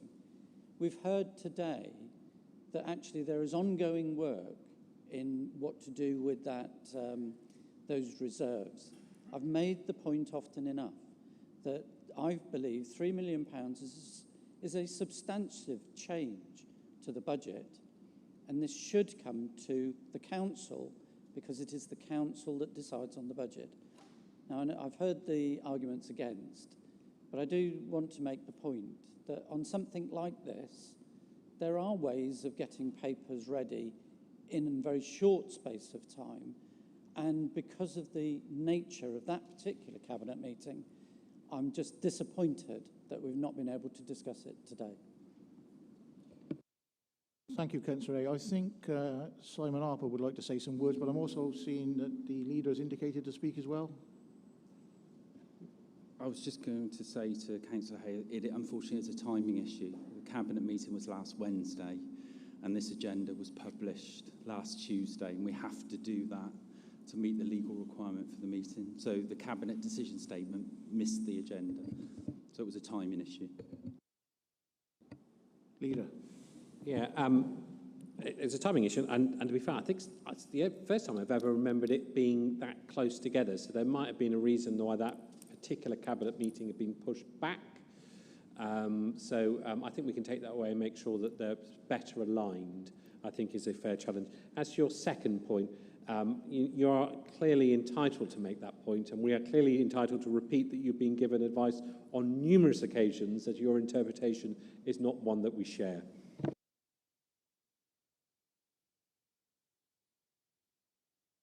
Councillor Turner. Thank you, Chair. A question in relation to agenda item 16 of the Cabinet decision schedule. That's the schedule of proposed disposals and acquisitions and amendments to disposals policy. There's reference in there to an exempt appendix which presumably lists the items to be disposed. I appreciate that wouldn't have been a public document. Will that appendix be supplied to councillors, or is it exempt for our purposes as well?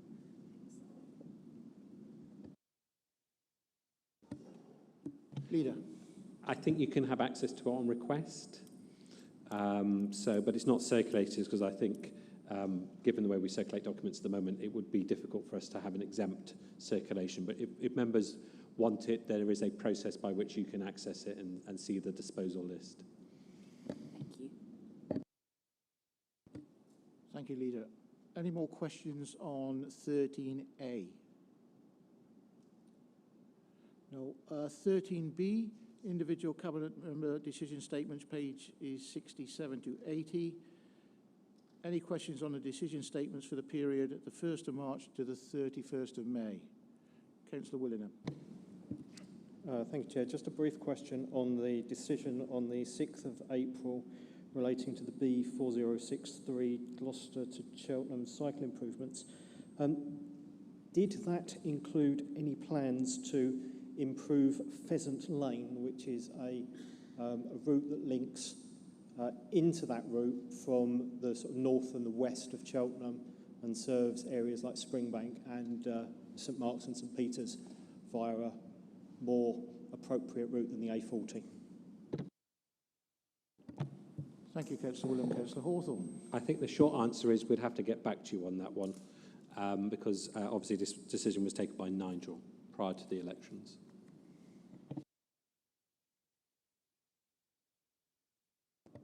Thank you, members. Are there any more questions? And the report is for noting. Thank you very much. Item 14, honorary aldermen and order women. And back to Simon to tell us what's going on. Yeah, thank you, Chair. This is just a procedural report. So the criteria for conferring the title of honorary alderman or honorary alderwoman is that the person must have at least 16 years service on the council, or as a past chair of the council or political group leader with at least 12 years service, and that's stated in the council constitution. And I've identified the members that meet that criteria in the report, and the process for conferring the title on them is to hold the extraordinary meeting, which will happen immediately following this meeting. And I know a number of the former councillors, or some of them are here at the back today. Thanks, Chair. Thank you, Simon. Councillor Bloxham. Yeah, I just wanted to put on the record my request to the Leader of the Council that the Constitution Committee revisit the question of use of language. 2018, there was a motion carried with regard to the use of gender-neutral language, but if you follow our custom and practice, it appears that there is some degree of confusion. As originally published, this agenda just referred to older men, not women, and there does seem to be some confusion. So I would request that we revisit that through the Constitution Committee. Thank you. Thank you, Councillor Bloxham. Leader, will you pick up on that? Yeah, I'm happy to take that up, though I think subsequently, I think Rob Ailiff has come back to you to state that the rules of the Local Government Act 1972 allow us to use the title older men and older women.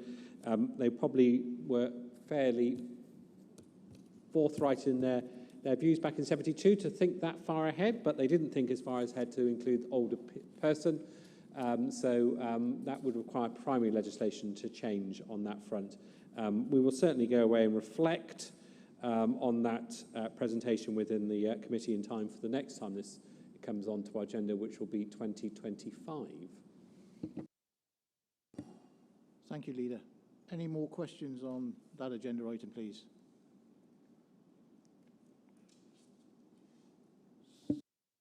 Before we close this part of the meeting, I would just like to again say thank you to Simon Harper and the Democratic Service team for facilitating this today. It's not been an easy task, but I think you'll all agree they've done quite a tremendous job. And I think a round of applause is worthwhile. Thank you, members. Can we actually reconvene straight away, or we have to wait till, we don't have to wait till 14:30?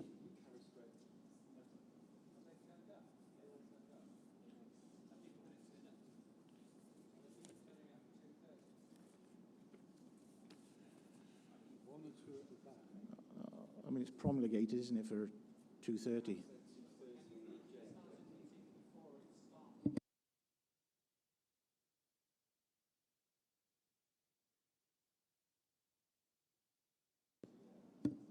Please retake your seats. Dead on for 2:30. It was actually advertised as 2:30 or on the rise of council.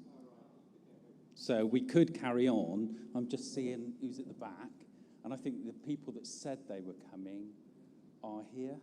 Is there anyone else, Andrew, that you're aware of that's coming? No, I think so. You know, you can carry on if you want to. Is everybody happy to carry on? Yeah, no problems?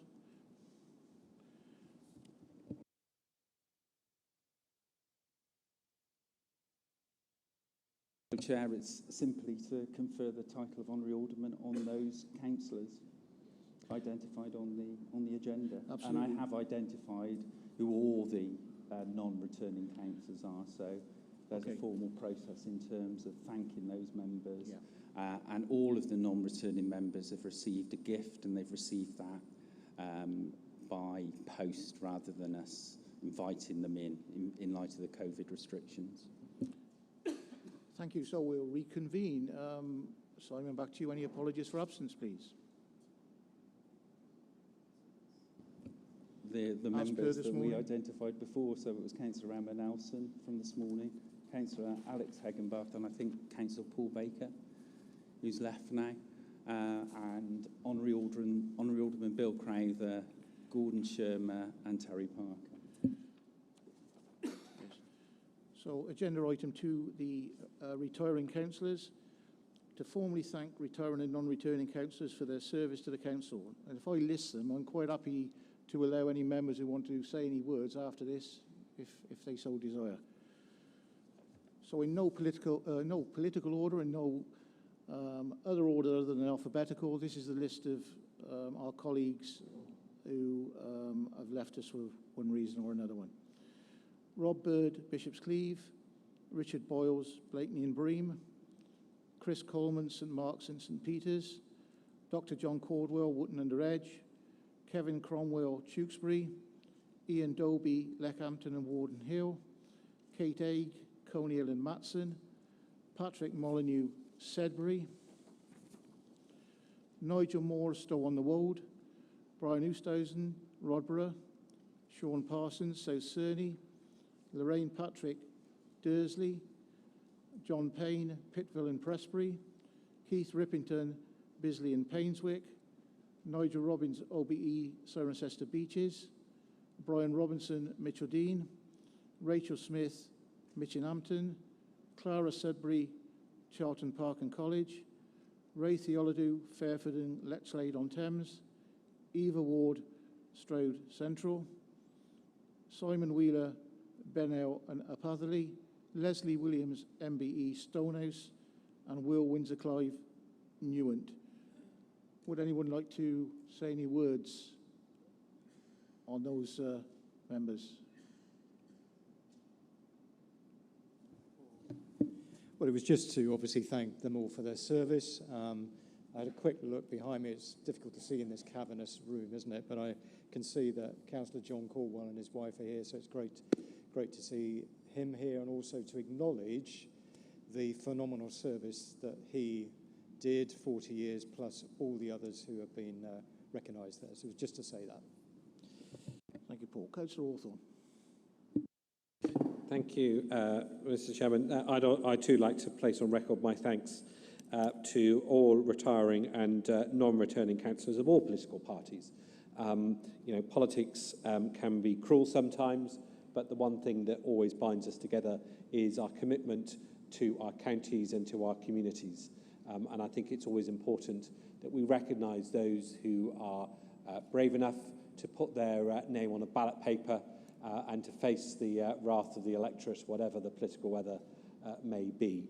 While some of the people on that list serve for a short time or serve for a long time, their contribution deserves to be recognised and to be noted, and we thank them for their service. Thank you, Leader. So on to agenda item 3, honorary aldermen and alderwomen. To appoint the following former councillors as honorary aldermen and alderwomen in recognition of their service to the council. Dr John Caldwell, Wootton Under Edge, 40 years service, including holding the position of chairman of the council. Brian Oosthuizen, Rodborough, 16 years. Sean Parsons, South Cerney, 24 years, including holding the position of chairman of the council. Clara Sudbury, Charlton Park and College, 16 years. Ray Theolodu, Fairford and Lexlade-on-Thames, 20 years, including holding the position of chairman of the council. Simon Wheeler, Benell and Upatherley, 16 years. Leslie Williams Stonehouse, 20 years, including holding the position of leader of the Labour group. And last but not least, Will Windsor-Clive, Newent, 20 years. Again, would any member or leaders wish to speak at this stage?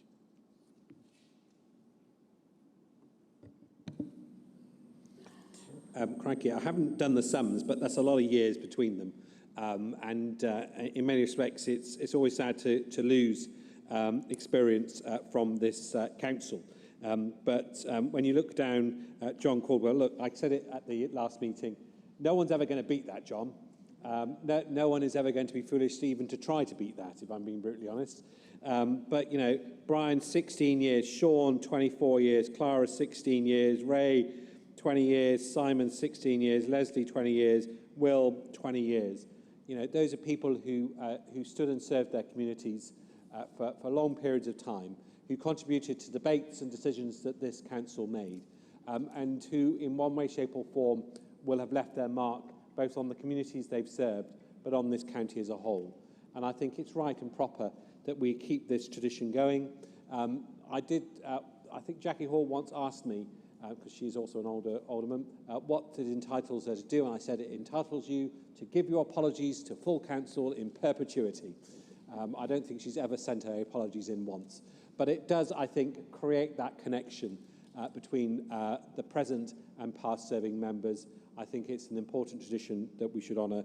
And when you look down the list here and all that service, you know, it just feels right and proper that we recognise it through what we're doing today. Thank you. Thank you, Leader. So, Simon, does that conclude this part of the meeting?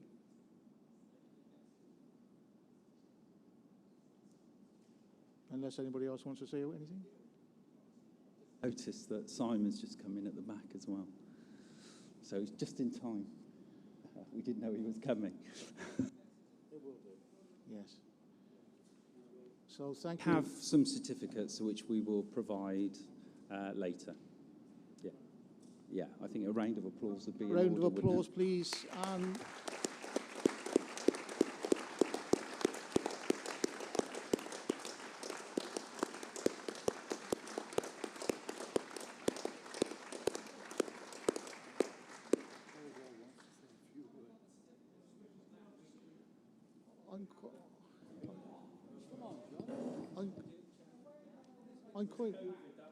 I'm quite happy for. Does anybody want to say any words?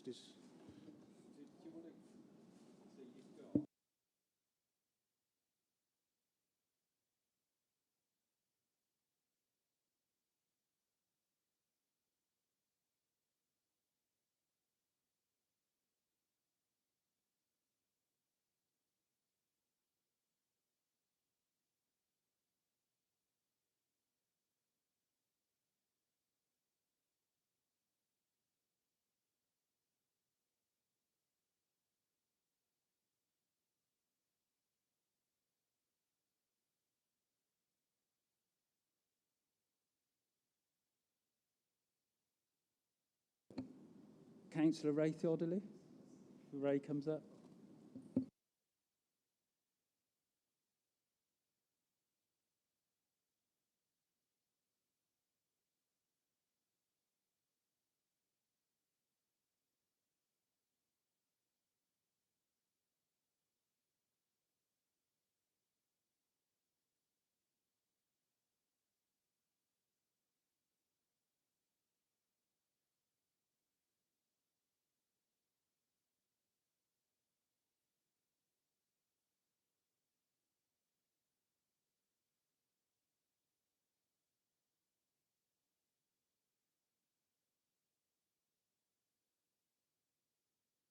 To lower this mark, I'll move away from you actually.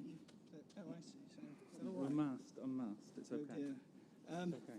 Yeah, I know that Mark is not going to thank me for saying much at all, but I would like to just give you one aphorism from the Far East, which is for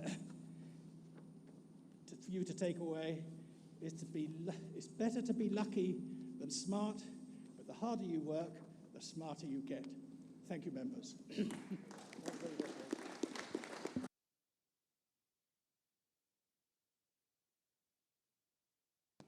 Councillor Leslie Williams.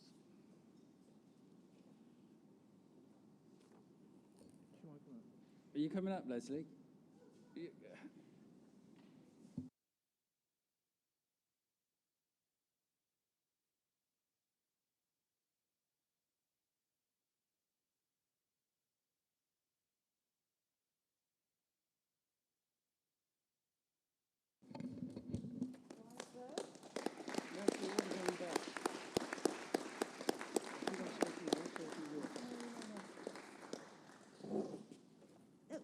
you very much. And the one thing I would take this off.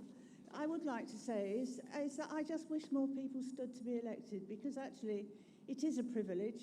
You learn a hell of a lot, and it's you know, it really is just an extremely difficult but enjoyable process. And I just wish more people would get involved, and I wish more people cared about politics than they do about the football win last night.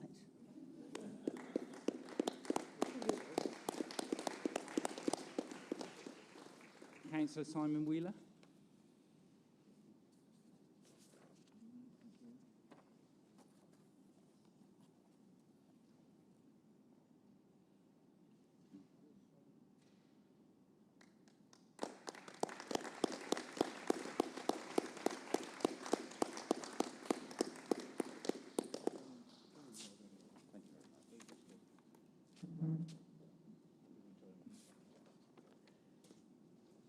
Well, not very much to say. It was good being on the county council, and but I know my shoes have been very well filled by Councillor Wyborn. So as much as I've enjoyed it, I think it's time to leave it to others. Thank you very much.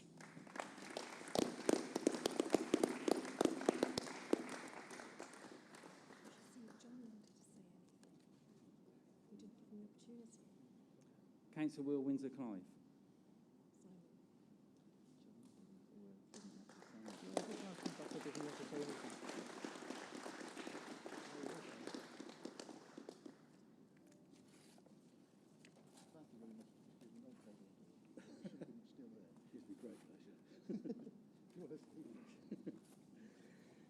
Well, thanks very much for that. It's been a great experience, and this will go very well with my 3 certificates for grade C O level.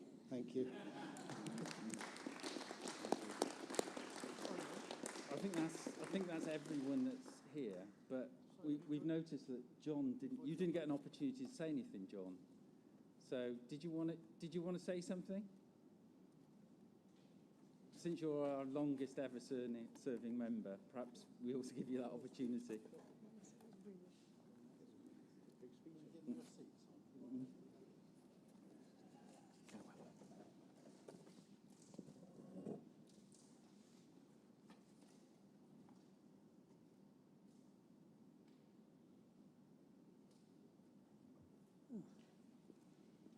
I thought I might be getting a second one then. There we go. Yes, it's been an incredible experience, meeting all sorts of people and in all sorts of situations that wouldn't have been possible otherwise. As your leader said earlier, despite the politics, this is a great group of people, and you're very lucky to all be here.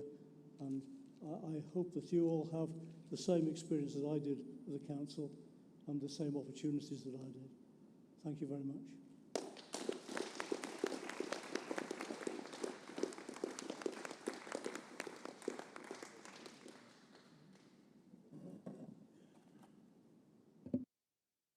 Yes, thank you, members and everyone, for your attendance today. And I say it's been, I think, quite a successful meeting.